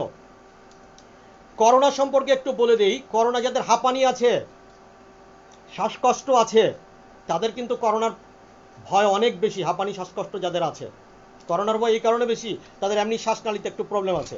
করোনা কিন্তু শ্বাসনালীতে ইফেক্ট করে না, আসলে ওখান থেকে যখন যায় এই শ্বাসনালীটা তো খুব কাছাকাছি থাকে, আর আমাদের এই ডাইমেনশনটা শ্বাসনালীতে আগে ঢুকে যায়, ও আস্তে আস্তে সব জায়গায় ঢুকে, সে স্লোলি সব জায়গায় ইফেক্ট করে। যেহেতু আমরা এনাফ অক্সিজেন পাই না, এই জন্য শ্বাসের কষ্টতে আমাদের রক্তটা জমে যায়, এটা ব্যাপার। আপনারা যারা অ্যাজমেটিক প্রবলেম আছে, শ্বাসকষ্ট আছে, তাদেরকে আমি একটা ম্যাজিক শিখাই দিই। শ্বাসকষ্ট থাকবে না। দৌড়ানোর প্র্যাকটিস করবেন, দৌড়ালে দেখবেন আপনি হাঁপায় গেছেন, ট্রেডমিলে দৌড়ান, যেখানে দৌড়ান। তো শ্বাসকষ্টটা হচ্ছে হাঁপানি জনিত একটা রোগ, হাঁপায়। তো আপনি যখন মনে করেন আজকে 200 কদম দৌড়ানোর পর হাঁপাচ্ছেন, তো ন্যাচারালি তখন হবে কি আপনি হাঁপাবেন না, আপনি অল্পতে হাঁপাবেন না, হাঁপানি হলে হাঁপাবেন না, ওই লেভেলে পরিশ্রম করলেই আপনি হাঁপাবেন, আপনার ওটা আপনার ভিতরে রিয়াক্ট হয়ে যাবে, ওই হাঁপানিটা হবে না। দৌড়ানোর প্র্যাকটিস করলে অনেকেই শ্বাসকষ্ট থেকে বেঁচে যাবেন ইনশাআল্লাহ। এখন না, আমি একটা গল্প বলতে চেয়েছিলাম, যেহেতু আমি আজকে ওই সাজ্জাদের ভেস্তের গল্প বলে ফেলেছি, এই গল্পটা আমি আজকে বলবো না, এটা টুমোরো, কালকে বলবো। কালকে বলবো এটা। আর একটা তো রব্বি জিতি এলমা, জুতাটা বলে দিলাম, একটা কি বাদ গেল, আল্লাহু, একটা কি বিষয়, ব্রেন সম্পর্কে কালকে বলবো। I will discuss about brain tomorrow, ঠিক আছে? এখন আমি আপনারা ইংলিশ সম্পর্কে আমি একটু ধারণা দেই, ইনফরমেশন। ইংলিশ আমরা সবাই ভালো, everybody are more better in English. কিন্তু বিষয়টা হচ্ছে কি, আমরা ইংলিশের অনেক সিস্টেমটাকে মনে রাখতে পারি না। বাংলারই কি, আমি যে বাংলায় কথা বলছি, কাউকে যদি জিজ্ঞাসা করি কারক বিভক্তি সমাস খুঁজে বাইর করতে পারবেন, আমি তো ভুললেই গেছি বলতে ভাই সমাস কারে বা এটা তো জানি না, কিন্তু কথার মাঝখানে আমি কিন্তু কারক বিভক্তি সমাস ব্যবহার করছি। আমি একটা ছোট টিপস দিয়ে দিই ইংলিশের, এটা আমি দিব কারণ এই ব্যবসাটা আমি জানি, আমি অনেক কিছুর উপর টিপস দিব, যেহেতু ইংলিশটা আমাদের এখন কর্পোরেট লাইফে লাগে। টু আর ফর নিয়ে আমরা কিন্তু একটা গোলায় ফেলাই অনেক ক্ষেত্রে, টু আর ফর। যেমন আমি যদি কাউকে বলি ভাত খাইতে আসো, এটার ইংলিশ হবে কাম। টু এর অর্থ হচ্ছে তে, তো একারে তে, আর ফরের ইংলিশ হচ্ছে জন্য। আমি যদি কাউকে বলি ভাত খেতে আসো, ইংলিশটা হবে কাম টু ইট রাইস, কারণ এটা তিনটা শব্দ, ভাত, খাওয়া, খাওয়ার পর ওই যে তে আছে না, তের ইংলিশ হচ্ছে টু, আর বাকিগুলো সব শব্দ। আমি ইংলিশের একটা কঠিন মেকানিজম শিখিয়ে দিব, ওটা জানলে যে কোনো ব্যক্তি উইদিন এ সেকেন্ডের ভিতরে রবীন্দ্রসঙ্গীত ইংলিশ করে ফেলতে পারবেন। রবীন্দ্রসঙ্গীত, অন্য জিনিস বাদ। ভাত খাইতে আসো, কাম টু ইট রাইস। আর যদি ভাত খাওয়ার জন্য আসো, কাম ফর ইটিং রাইস। যেখানে ফর হবে সেখানে আইএনজি দিতে হবে। মনে রাখার কৌশল হচ্ছে কি, ফরও তিনটা শব্দ, আইএনজিও তিনটা শব্দ। ওইটা থেকে চক্ষু বুঝা বিসমিল্লাহ অবয় দিবেন। আর যেটা টু, সেখানে আইএনজি নাই, তাহলে টু এর পরে কখনো আইএনজি হবে না, ফরের পরে আইএনজি হবে, ঠিক আছে? এটা বলে দিলাম অল্পতে। আর কিছু একটা গান শোনাবো না, গান শোনানোর সময় নাই, আল্লাহু জানামাজ। আচ্ছা, ছোট আমি একটা গানের একটু কলি শুনিয়ে দিই, ভাল লাগবে, কারণ আমি প্রতিদিন ক্লাসে গান শুনাই। এই গানটার একটা ব্যাখ্যা করে দিই। উনি একজন বাংলাদেশের বিখ্যাত শিল্পী, ওনার এই গানটা কেউ কখনো হয়তো শুনেন নাই। উনি বাংলাদেশের একজন সেক্রেটারি ছিলেন উনি, এবং উনি আমাদের মিডিয়া, আমি যতটুকু জানি, তথ্যটা ভুল হলে ক্ষমা করবেন, আমি যতটুকু শুনেছি যে উনি আমাদের মিডিয়া জগতের মিস্টার জাহিদ হাসান সাহেবের শ্বশুর হন, ঠিক আছে? আল্লাহ, আমি গানটা যেন তাড়াতাড়ি পেয়ে যাই, আমি একটু তাড়া করছি। উনি মৌয়ের আব্বু জাহিদ হাসান সাহেবের শ্বশুর, আমি যতটুকু জানি। দেখে নিচ্ছি গানটা একটু শোনাই, ভালো লাগবে এই গানটা। কারণ আমি কিছু রেয়ার গান শোনাবো, গান শুনতে হবে, গান গেতে হবে, নাহলে কিন্তু হার্টের প্রবলেম হয়ে যাবে। একটু শুনেন, পুরোটা শোনাবো না, অল্প একটু।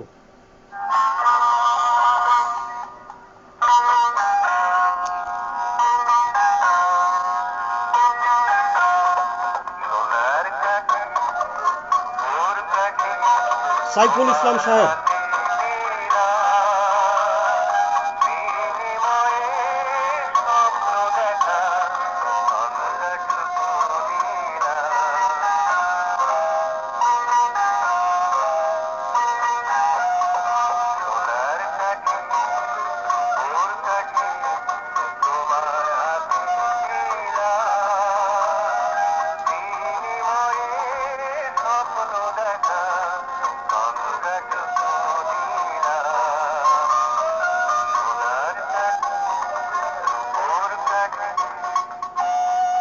পরের অন্তরটা শুনে গানটা বন্ধ করে দিব, অন্তরটা শুনতে হবে।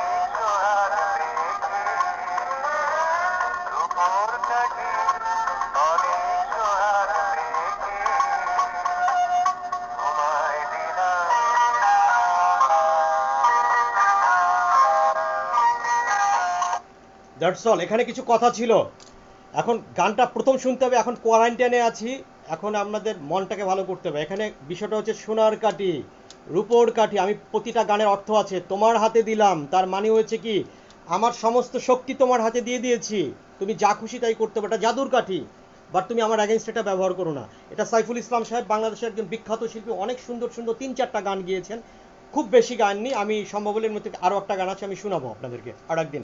এখন ইটস ওকে। আমি আগামীকালকে আজকের থেকে যে জিনিসটা বঞ্চিত হয়ে গেল আপনার ক্লাস সম্পর্কে সেটা বলবো। সেটা হচ্ছে আল্লাহ যা করে ভালোর জন্য করে, এটা একটা চমৎকার গল্প আছে, আমি সেটা আপনাদেরকে শোনাবো। এটা মিসিং হয়েছে আগামীকালকে। তারপরে হচ্ছে আজকে যে টিপসটা দিতে চেয়েছিলাম, এটা একটু সময় লাগবে। সেটা হচ্ছে ব্রেনের উপরে, এবং আমি একটা জিনিস বলতে চেয়েছিলাম যে 3টা জিনিস যদি আপনারা জেনে ফেলেন, আপনাদের জীবনে পৃথিবীর কোনো জায়গায় কোনো ধরনের পরাজয় হবে না। এটা আমি আগামীকালকে বলবো, একটু সময় লাগবে। আর হচ্ছে এক সংখ্যা সম্পর্কে, যাদের জন্ম তারিখ 1, 10, 19, 28 তারিখ, তাদের জীবনটা কেমন হতে পারে, আমি তারিখ ধরে সংখ্যা ধরে ধরে আমি ক্লাসগুলো করাবো। সকল বিষয় সম্পর্কে জানাবো, যেটা আপনার সকালে ঘুমের থেকে উঠে ঘুমানো পর্যন্ত, ঘুমার পরে স্বপ্ন দেখা পর্যন্ত, কেমনে গোসল করবেন, মাথা আঁচড়াবেন, কোন কোয়ালিটির সাবান ব্যবহার করবেন, কোন ধরনের, সব কিছু আমি আপনাদেরকে ইনফর্ম করবো। Everything, each and everybody, everything else. আপনি জানেন না আপনার বসাজনিত কারণে আপনার টয়লেট ক্লিয়ার হচ্ছে না, আপনার খাওয়াজনিত কারণে আপনি খেতে পাচ্ছেন না, আমি আপনাকে জানিয়ে দেবো, ইনফর্ম করবো। এখন আমি চলে যাব। চলে যাওয়ার আগে আমার কিছু পদ্ধতি আছে, একটু মেনটেন করে 1 মিনিটের ভিতরে চলে যাব। একটু জিকির করে নিই, জিকির করে ইবাদতটা করে চলে যাব। আচ্ছা, জিকিরটা যেহেতু আমি একবার করে ফেলেছি, আমি আল্লাহর নামটা ওই সিস্টেমেটিক ওয়েতে নিয়ে আমি আল্লাহকে একটু বলে নেই। হে রাব্বুল আলামিন, আমাদেরকে সবাইকে আপনি আপনার হেফাজতের আশ্রয় রাখেন। কোনোভাবে কোনো অন্যায় যদি করে থাকি, যেভাবেই হোক না কেন ক্ষমা করে দেন। অধিকার আছে, কেন অধিকার আছে, আপনি তো সৃষ্টি করেছেন, যে সৃষ্টি করেছে তার কাছে যাব না? Where will go, to whom will knock at the door, কার কাছে যাব? গতকালকে আমার একটা আবেগঘন ছিল, আল্লাহর কাছে একটা আবেগঘন মোনাজাত ছিল। ওই মোনাজাতটা আমি আসলে আমার আবেগকে ধরে রাখতে পারিনি, আজকে ধরে রাখার চেষ্টা করব। আল্লাহকে বলতে হবে যে আল্লাহ তোমার কাছে ছাড়া কার কাছে যাব, আমাদের যাওয়ার তো অনেস্টলি কোনো রাস্তা নাই। আমি একটা খুব মজার কথা বলি, আল্লাহর ক্ষমতা কত মারাত্মক আমি বাস্তবে দেখেছি। আমি একবার ঢাকা থেকে বরিশাল যাচ্ছিলাম, তো পথিমধ্যে পদ্মা নদীতে বিরাট একটা ঝড় উঠেছে, বিরাট, খুবই বড়, লঞ্চটা ডুবে যাবে কি থাকবে কোনো গ্যারান্টি নাই। ওই লঞ্চে বিভিন্ন ধর্মের লোক ছিল, এবং তারা ঢোলগি টোপলা বাজায় টাজায় বহুত কাহিনী। যখন লঞ্চটার একদিক থেকে পানি উঠা লঞ্চটা বাড়ি দিয়া লোকজনকে ফালায় দিল, আপনি বিশ্বাস করবেন না, পুরা লঞ্চের সবাই বলা শুরু করে দিল লা ইলাহা ইল্লাল্লাহু মুহাম্মাদুর রাসূলুল্লাহ। ধর্মমর্ম গেছে কোন দেশে আল্লাহ জানে, চিল্লায়া আল্লাহ আল্লাহ আল্লাহ আল্লাহ আল্লাহ, চিল্লানি কারে কয় আল্লাহর উপরে। ধর্ম শেষ, সবাই সব মুসলমান, লা ইলাহা ইল্লাল্লাহু মুহাম্মাদুর রাসূলুল্লাহ কইয়া কান্না, কেউ কাঁচা মারে, কেউ বয়া ধরে টান্দা, কেউ তার পোলারে ধরে ঘাইতে ধরছে। এই হইছে আল্লাহর কিরামতি। বিপদে বললে মনে মনে সব বাজানি আল্লাহরে ডাকে, কেউ সুপে ডাকে, কেউ চিল্লায় ডাকে। আমরা এখন বলতেছি বিষয়টা বাজারে একটু হাসি খুশির মতো কথা বললাম, আমার কথার স্টাইল বিভিন্ন ধরনের, সবসময় হয়তো জ্ঞান গরিবা মতো কথা বললে মজাও লাগবে না, একটু মজা দিতে হবে। কারণ মজা এরকম কাউরে পেটের মধ্যে চুলকানি দিয়া দিলদারের মতো মজা দিলে চলবে না, কথা দিয়ে হাসাইতে হবে। You have to make him love, to tell something just amusing, আল্লাহরে স্টেট বলবেন, আল্লাহ বহুত দিন তোমারে ডাকছি খোদা, কোনো কিছু চাই নাই, যা দিছো এটা লয়ে খুশি হয়েছি। যা চাইছি দাও নাই, চাইছি সুন্দর চাকরি দাও নাই, চাইছি সুন্দর বউ, তেরা বউ দিছো। আবার বউও কয় চাইছিলাম সুন্দর জামাই, কি জামাই দিছো এটার থেকে, এটারে সকালে দেই একরকম, বিকালে দেই আর একরকম। আল্লাহ চাইছ যা দিছো তাই খাইয়া বইয়া রইছি। জীবনে কোনোদিন চুরিও করি নাই, চুরি করার সুযোগও পাই নাই, পাইলে হয়তো করতাম। এইবার আল্লাহ চাইতাছি জান্ডা ছাইরা দাও, জান্ডা বাঁচাইয়া দাও। টুকটাক যা করছি আকাম কুকাম কথা দিলাম আর করবো না, পরে কি করবেন এটা পরের মামলা, আপাতত তো জান বাঁচান। আল্লাহরে কয়ে আপাতত জানটা বাঁচান, দেখেননি আল্লাহ শুনে। আল্লাহ কিন্তু বিলা হয়ে গেছে, বিগড়ে হয়ে গেছে পুরা বাজান। ধর্মশালা বন্ধ, যাইবেন কই বাপ? যেই রোগে ধর্মশালা বন্ধ করছে, এবার হজ হবে কিনা আল্লাহ পাক বলতে পারে। বিলাটা কেমন হওয়া হইছে, যদি নামতে পারতো কোথায়, বাইরে সব আড্ডি মাড্ডি ভেঙে দিত। আল্লাহ অত্যন্ত রাগ করেছেন। আপনি আপনার বাসায় সর্বোচ্চ লেভেলে জিকির করেন আর আল্লাহর কাছে ক্ষমা চান। যদি এই যাত্রা বাচ্চা যায় বাজান, আগামীকাল দেখা হবে।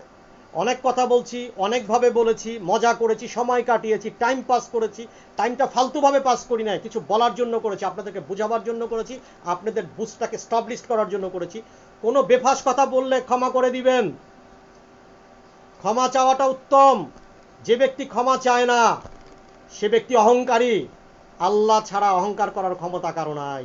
কি তৈরি করেছেন, কি করছেন জীবনে? যা দিছে সব খাইছেন, মানুষের জন্য কিছুই করতে পারেন নাই। মানুষের জন্য আমরা কিছুই করতে পারি না, আমরাই মানুষই আমার জন্য করছে। আমি সারাদিন কি করছি? চাকরি করে অফিসে যাই আসি, কি করি আল্লাহ কইতে পারবো। বেতনটা উড়াইয়া চাউল আর কি চাউল আপনি ফলাইছেন, 50 টাকা কেজি চাউল কিনেন, ওই চাউল 1 কেজি পারলে ফলান দেখি বাজান, এত মাতব্বরি করেন। ওই 1 কেজি চাল 5,000 টাকা দিয়ে তো ফলাইতে পারবেন না আপনি। ওই কৃষকের কাছে কত ঋণী আপনি? Can you imagine it? কত ঋণী আপনি কৃষকের কাছে? সারা জীবন চেষ্টা করে তো নিজের চুলে যে কোয়ারেন্টাইনে কাটছেন না, সবটি মাথা সেচ চালাইছেন। ওই নাপিতের কাছে কত ঋণী আপনি? এই জামা বানাইতে পারবেন জীবনে? প্রত্যেকটা লোকের কাছে কত ঋণী। ঋণ স্বীকার করেন, ক্ষমা চান, সরি বলেন, শুকরানা আদায় করেন, আল্লাহ পাকের রহমত পাবেন ইনশাআল্লাহ। যেগুলো আমরা ভুলে গিয়েছি, we already been forgotten some better activity. আমরা গর্ব করি, ওই বেটা তোরে টাকা দিছি, তুই কাম করস না কিল্লেগা। আপনি 50 কেন? আপনি যে রিক্সা ভাড়াকে 100 টাকা দিলেন, রিক্সা ওই 100 টাকা কেন? আমি আপনার 500 টাকা দিব, আপনি যাত্রাবাড়ির মানে ময়া থাকেন, দেখেন তো আপনি উত্তরায়ণ কিনার যে রিক্সাওয়ালা রিক্সা আনি আসে, পারবেন না। কারো কাজের ঋণ কখনো শোধ করা যায় না, সময়ের দাম কিছুটা দিতে পারবেন। অহমিকা করবেন কিসের জানেন? কিছু জিনিস নিয়ে গর্ব করেন। আমি মানুষ, শুকর আলহামদুলিল্লাহ, গর্ব। আমি রসুল পাকের উম্মত, গর্ব। আমি বাঙালি, গর্ব। যেই জাতি স্বাধীনতা যুদ্ধ করেছে রমাসে, আবার ভাষার জন্য যুদ্ধ করেছে, গর্ব। আমি পিতা মাতা পেয়েছি, আমি গর্বিত। আমি কোরআন পেয়েছি, গর্বিত। তাই বলে জিপিএফ 5 পেয়া গর্ব কইরা বললেন যে বাজার আমার 4টা ফার্স্ট ক্লাস, তুই তো লেখাপড়াই করস নাই, তোর লগে বন্ধুত্ব শেষ। এটা গর্ব না, অহমিকা কইরেন না। খবর আছে, আপনি যা পেয়েছেন, যত বিউটি পেয়েছেন, কোনোটা you can't create yourself. সবার কাছে হাতে তো কলম আছে, সবাই পারলে রবীন্দ্রনাথের মতো একটা কবিতা লেখক, তো মাইকেল জ্যাকসনের মতো একটা ড্যান্স দেখতে পারলে, ওটা আল্লাহ পাক তাকেই ভালোবেসে দিয়েছে। মাইকেল জ্যাকসন চাইলে গর্ব করতে পারতো, তার দান, দ্য গিফট অফ অলমাইটি আল্লাহ। আপনি গিফটের ব্যাপারে একটা কথা বলি, গিফট শব্দটা কিন্তু আমরা ভুল বলি সবাই। গিফট, অনেকে বলি গিফটেড, নো, গিফটেড বলতে ইংলিশে কোনো শব্দ নাই। গড গিফটেড কি? গিফটেড হচ্ছে প্যাসিভ। গিফটেড কি প্যাসিভে গিফটেড হয় নাকি? গিফট গিফট গিফট, এটা প্যাসিভ ওয়ার্ড, এটা ভুল, এই শব্দটা ভুল। ব্রিটিশরাও অনেক ভুল ইংলিশ বলে, আমি ধরায় দিব হাতে কলমে। এখন থেকে গিফট শব্দটা বলবেন, গড গিফটেড নয়। গিফটেড কিসের আবার শব্দ? ইংলিশে গিফটেড বলতে কোনো শব্দ আছে নাকি? প্যাসিফিকে গিফটেড হয়? ইংলিশে গিফটেড শব্দের কোনো এক্সিস্টেন্স নেই। ইট ইজ গড গিফট, যেহেতু প্যাসিভেও গিফট। গড গিফট, আমি খোদা থেকে পেয়েছি। যার ভাষা তার মতো বলতে হবে। ভুল ইংলিশ বলতে পারেন, ঠিক আছে, আমি পানিরে হানি বলি, হানি বুঝে, কিন্তু ইংল্যান্ডে যায় হানি বলতে মধু লইব আপনার কাছে। আপনি নোয়াখালীতে বসে হানি বইলা বাচ্চা গেলেন পানি খেয়া, কিন্তু ইংল্যান্ডে যা বললে হানি খাইলে কিন্তু মধু খেয়ে মেরে যাবেন। সুতরাং ভুল উচ্চারণ শিখতে হলে সঠিক শিখেন, ঠিক আছে, সঠিকটা শিখেন। ধারণ করতে পারবেন কিনা ইট ইজ অ্যানাদার থিং, ঠিক আছে। আমি পণ্ডিতি ফলাইতে আসি নাই ভাই, আমি যেটা জানি সেটা বলাইতে আসছি। এটা আপনি জানতে পারেন, আপনি আরেকজনকে না জানা লোককে বলতে পারেন। আপনি বলেন সিটার, আসলে তো সিটার বলতে কিছু নাই, চিট। চিটার বলতে শব্দ আছে ইংলিশে, ধ্যান দিয়ে বললে একটু আমারে নাই। আমি আঞ্চলিকভাবে কথা বলি, আমি আপনাদের লোক, আপনাদের মতো সহজ সরল লোক, ঠিক আছে। সো আমার কথাতে ক্ষমা করবেন, মাপটাপ করে দিয়েন ভাই। অনেক কথা বলতে পারি, কালকে আসতে পারি কিনা, there have no, what should I say, I am highly confused about my tomorrow life, highly confused, either I could survive or not. Nobody can what should I give you guarantee that tomorrow with the right time will be come to you. The sun brings the message of your death. That's when the new sun will come, the sun will greeting you to say, hi man, a bad disease is awaiting, a bad disease is knocking at your door to go to the grave. So you have to rectify right now, to change yourself right now, this time. You couldn't get the tomorrow never come to you. When that time will come to you, that will be always there today. Tomorrow you'll never get. How you'll be rectified, how you'll be changed yourself to get the tomorrow? Tomorrow is very difficult to survive, because we all are under traded. That's all. Okay, no more. I am telling over 1 hour over, that's all fine. আমি আপনাদেরকে ইংলিশেরও অনেক কিছু শিখিয়ে দিব, বিনা কালকে আমি এটা আমি আসবো, ইংলিশের অনেক কিছু ফ্রি শিখিয়ে দেবো, একটা জিনিস সুন্দরভাবে শিখেন, দেখেন শিখান মতো ইনফরমেশন দেখেন কত ভুল, ডক্টর আসিবার পূর্বে রুগী মারা গেল, এটা যদি ট্রান্সলেশন করেন গ্রেটেস্ট রং। আপনি কি রুগীর মাথার কাছে যা বলবেন the patient had died before the doctor came, রুগী যখন হইয়া পড়ছে বিছনার উপরে কইছে তাড়াতাড়ি এর ডাক্কে লয়া, ডাক্তারের ডাক্কে লয়া, মামা বাইকনারে বাড়া গেছে, দৌড় দিয়ে বাইকনা যায় ডাক্তারের আইনতে আইতে রুগী মরে গেছে। রুগী যে কোন রাস্তায় মরছে আপনি জানেন না, আসলে ডক্টর আসিবার পূর্বে রুগী মারা যায় নাই, ডক্টর আসিয়া দেখিল রুগী মরে গেছে। The patient already over before the prescription of doctor. Doctor আইসা প্রিসক্রিপশন দেয়, ডাক্তারের প্রিসক্রিপশন প্রেসক্রাইবের আগেই দ্য পেশেন্ট অলরেডি ওভার। আর একটা বলতে পারেন the patient already over before hospitalised, এই রুগীর হাসপাতালে নেওয়ার আগে ইন্না লিল্লাহি ওয়া ইন্না ইলাইহি রাজিউন।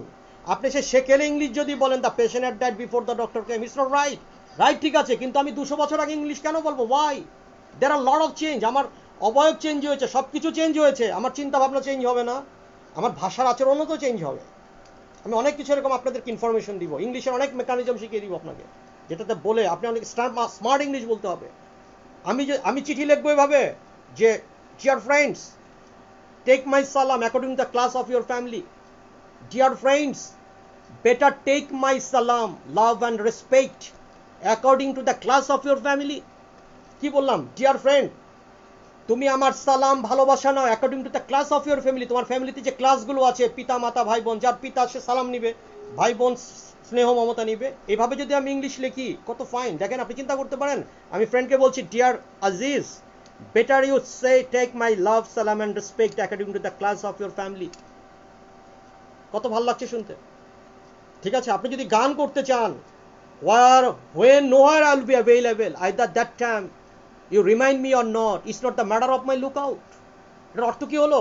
যখন পড়বে না মোর পায়ের চিহ্ন এই বাটে, when nowhere I will be available, যখন কোথাও আমি থাকবো না, that time either you remind me or not, সেই সময় তুমি আমাকে মনে করলা কি করলা না, it's not the matter of my lookout, সেটা আমার দেখার ব্যাপার না, because I am no more, nowhere no more, either your boat that time sailed or not, it's not the matter of my lookout, সেই সময় তোমার নৌকাতে পাল তুললো কি তুললো না সেটাও আমার দেখার ব্যাপার না। যে যখন পড়বে না মোর পায়ের চিহ্ন এই বাটে, চুকিয়ে দেবো বেচা কিনা, বিটিয়ে দিব গো, মানে no hire will be available, আমি যখন কোথাও available, my all activity will be over. চুকিয়ে দেবো বেচা কিনা, আমি বেচা কিনার কথা বলা হয় না, মাই all activity will be over. Over বলতে ওভার, ওরা ব্রিটিশ আমেরিকানরা আর উচ্চারণ করে না। আর ইংলিশের এই উচ্চারণটা একটু জেনে নিতে হবে। আমি যদি অ্যালফাবেটিক্যাল উচ্চারণটা না জানি আমার অ্যাকসেন্টে প্রবলেম হবে। অ্যালফাবেটিক্যাল উচ্চারণটা আমি একটু শুনিয়ে দিচ্ছি সবাইকে। আপনি যে লোক দেখবেন রংপুর অঞ্চলের লোকরা রকে রক্ত অক্ত অকে র বলে, রক্তকে অক্ত বলে। তো আমি যদি অ্যালফাবেটিক্যাল অ্যাকসেন্টগুলো অ্যাকুরেটলি না করতে পারি, দেন আমি এবিসিডি ঠিক মতো উচ্চারণ না করতে ব্রিটিশদের অ্যাকসেন্ট বুঝতে পারবো না। আমি কথা বলতে বলতে লিসেনিং হিয়ারিংয়ে প্রবলেম হবে। বিষয়টা একটু বলে দিই, যারা কর্পোরেটে অনেক বড় লেভেলের ইংলিশ জানেন তারা আমার ক্লাসগুলো করলে খুব ভালো লাগবে। আমাকে গ্রামারের প্যাসে ভালাবেন না, আমি গ্রামার জানি না ভাই, কিন্তু আমি গ্রামার ভুল করি না। আমি অজান্তি বাংলা ভাষা যেমন ব্যাকরণ ব্যবহার করি, অজান্তি ইংলিশে ব্যাকরণ ব্যবহার করি। আগে ভাষা শিখেছি, পরে ব্যাকরণ শিখেছি। যদি শিক্ষার প্রয়োজন হয়, আমি ব্যাকরণ বলতে পারবো না, কিন্তু ব্যাকরণে ভুল করি না ইনশাল্লাহ। যদি কাউকে বলা হয় ABCDEFGH, ঠিক আছে, ইটস ওকে, বাট ব্রিটিশ আমেরিকানরা অ্যাকসেন্টটা এইভাবে করে। আমি একটু বলছি শুনেন, আপনারা যদি সময় আছে, আপনারা লাইনে আছেন শুনছেন, এটাকে পরবর্তীতে চাইলে কেটে দেওয়া যাবে। ABCDEF GHI JAKAIL MNO PQR STU VWX Y and Z। কত তাড়াতাড়ি বলেছে দেখেছেন, কত তাড়াতাড়ি। আমি এটাকে যদি দ্রুত বলি, যেমন ব্রিটিশ আমেরিকানরা খুব দ্রুত ইংলিশ বলে, ওদের কথা বুঝি না, বলতে পারলেও বোঝাটা লিসাইনিং হিয়ারিংটা খুব টাফ, যেদিন ইংলিশ মুভি বুঝি না। ABC GF DF GH JAKAIL MNO PQR STU VWX Y and Z। ব্রিটিশদের দুটো অ্যাকসেন্ট স্টাইল আছে ইংলিশের, একটা হচ্ছে টাটা, একটা হচ্ছে টা, মানে hello Karim from where you come here, hello Karim from where do you come here, এটা হচ্ছে টাটা সিস্টেম। আর হ্যালো করিম ম্যান খোড়া no from where you come here, মানে তিনটা স্টিচ করেছে, তিনটা ভাগে ভাগ করেছে ব্রিটিশের কিছু অ্যাকসেন্টে, যেমন গ্যারিগোরিয়ান অ্যাকসেন্টে, তারপরে কুইন্স ডায়ালেক্টে। এই ডায়ালেক্টগুলোতে একটু ইংলিশের একটু ভ্যারিয়েশন হয়, যেমন বাংলা ভাষাতে অনেক ধরনের ভাষা আছে এরকম। আপনারা ইংলিশ বলার প্র্যাকটিস করবেন, করতে হবে, you have to speak English. নিজের সাথে বাসাতে হিন্দি উচ্চারণ করেন, বাংলা যে ইংলিশ বলতে পারার এটা না যে বাংলা ভাষাকে অবমূল্যায়ন করছি। আপনাকে কর্পোরেট লেভেলে লাইফে শাইন করতে হলে ইংলিশ বলতে হবে। এখন এই আমাদের এই 4G যুগে ইংলিশ ছাড়া কোনো পথ নেই। You have to know English, you have to write English, you have to listen English. Okay, এটা আইএলটিএস স্কোর আপনার যাই হোক, IELTS score is another thing. Second one হচ্ছে স্মার্টলি চলতে হবে, ড্যাম স্মার্টলি চলতে হবে, কিন্তু উগ্র না। রাইসুলের মধ্যে একটু সুন্দর মতো রং সং মাইকা একটু রাইখা দিলেন, ওটা আমার এই গেট আপটা অন্য জিনিস। আমার জগৎ আলাদা বাবা, আমার জগতে আমাকে ফলো করলে চলবে না। আমার এই গেট আপটা it is my individual get up, ঠিক আছে? যদি আপনি করতে চান, বিজনেস করতে চান, মানুষের সাথে যদি ঘরের দরজা দিয়ে বেরোতে চান, আপনাকে স্মার্ট হতে হবে। আপনাকে দেখে জানি কেউ বুঝতে না পারে আপনি অভাবে আছেন, সুন্দর করে কথা বলতে জানতে হবে, কিছু জ্ঞান বুদ্ধি রাখতে হবে কথার মাঝে সবকিছু, কোথায় কোন কথা বলতে হবে সেটা জানতে হবে, আমি শিখিয়ে দিব। আর কিছু নিরাপত্তা থাকতে হবে, আর্থিক নিরাপত্তা, শারীরিক নিরাপত্তা, এগুলো বলবো। আর স্রষ্টার সাথে একটা ভালো রিলেশন রাখতে হবে। চলে যাই, ফাইন, ওকে, হাই ম্যান। একটু জিকির করি সুর দিয়ে, আল্লাহু আল্লাহু আল্লাহু আল্লাহু আল্লাহু আল্লাহু আল্লাহু আল্লাহু আল্লাহু আল্লাহু আল্লাহু আল্লাহু আল্লাহু আল্লাহু। আসসালামু আলাইকুম, ভালো থাকেন। No more tonight. আগামীকালকে 10টাতে ইনশাআল্লাহ আবার আসবো। দেখতে যারা পারেন নাই, just press my, what should I say, the YouTube channel, okay? YouTube channel, Soyod Spiritual School. Just just একটু please submit the, what should I say, এটা একটা কথা আছে জানো, ইউটিউব চ্যানেলে কি করতে হয় জানি, ভুলে তো গেলাম শব্দটা, সাবমিট করতে হবে কি যেন একটা, ও শিট, ওয়ার্ডটা মনে নাই ভাই, অনেক জিনিস মনে থাকে না, একটু তো বয়স হয়েছে বোঝেন না। সাবস্ক্রাইব করতে হবে, ওকে? একটা বেল টেল থাকে, এগুলি বাজান। আমি তো ইউটিউব চ্যানেলে ইনফ্যাক্ট নতুন না, কিন্তু আগে কিছু ভিডিও ছেড়েছিলাম, ওগুলো খুব একটা রেসপন্স পাইনি। এখন আধ্যাত্মিক লাইনে কথা বলছি। ওকে, ভালো থাকেন ভাই, কালকে বেঁচে থাকলে দেখা হবে। আসসালামু আলাইকুম।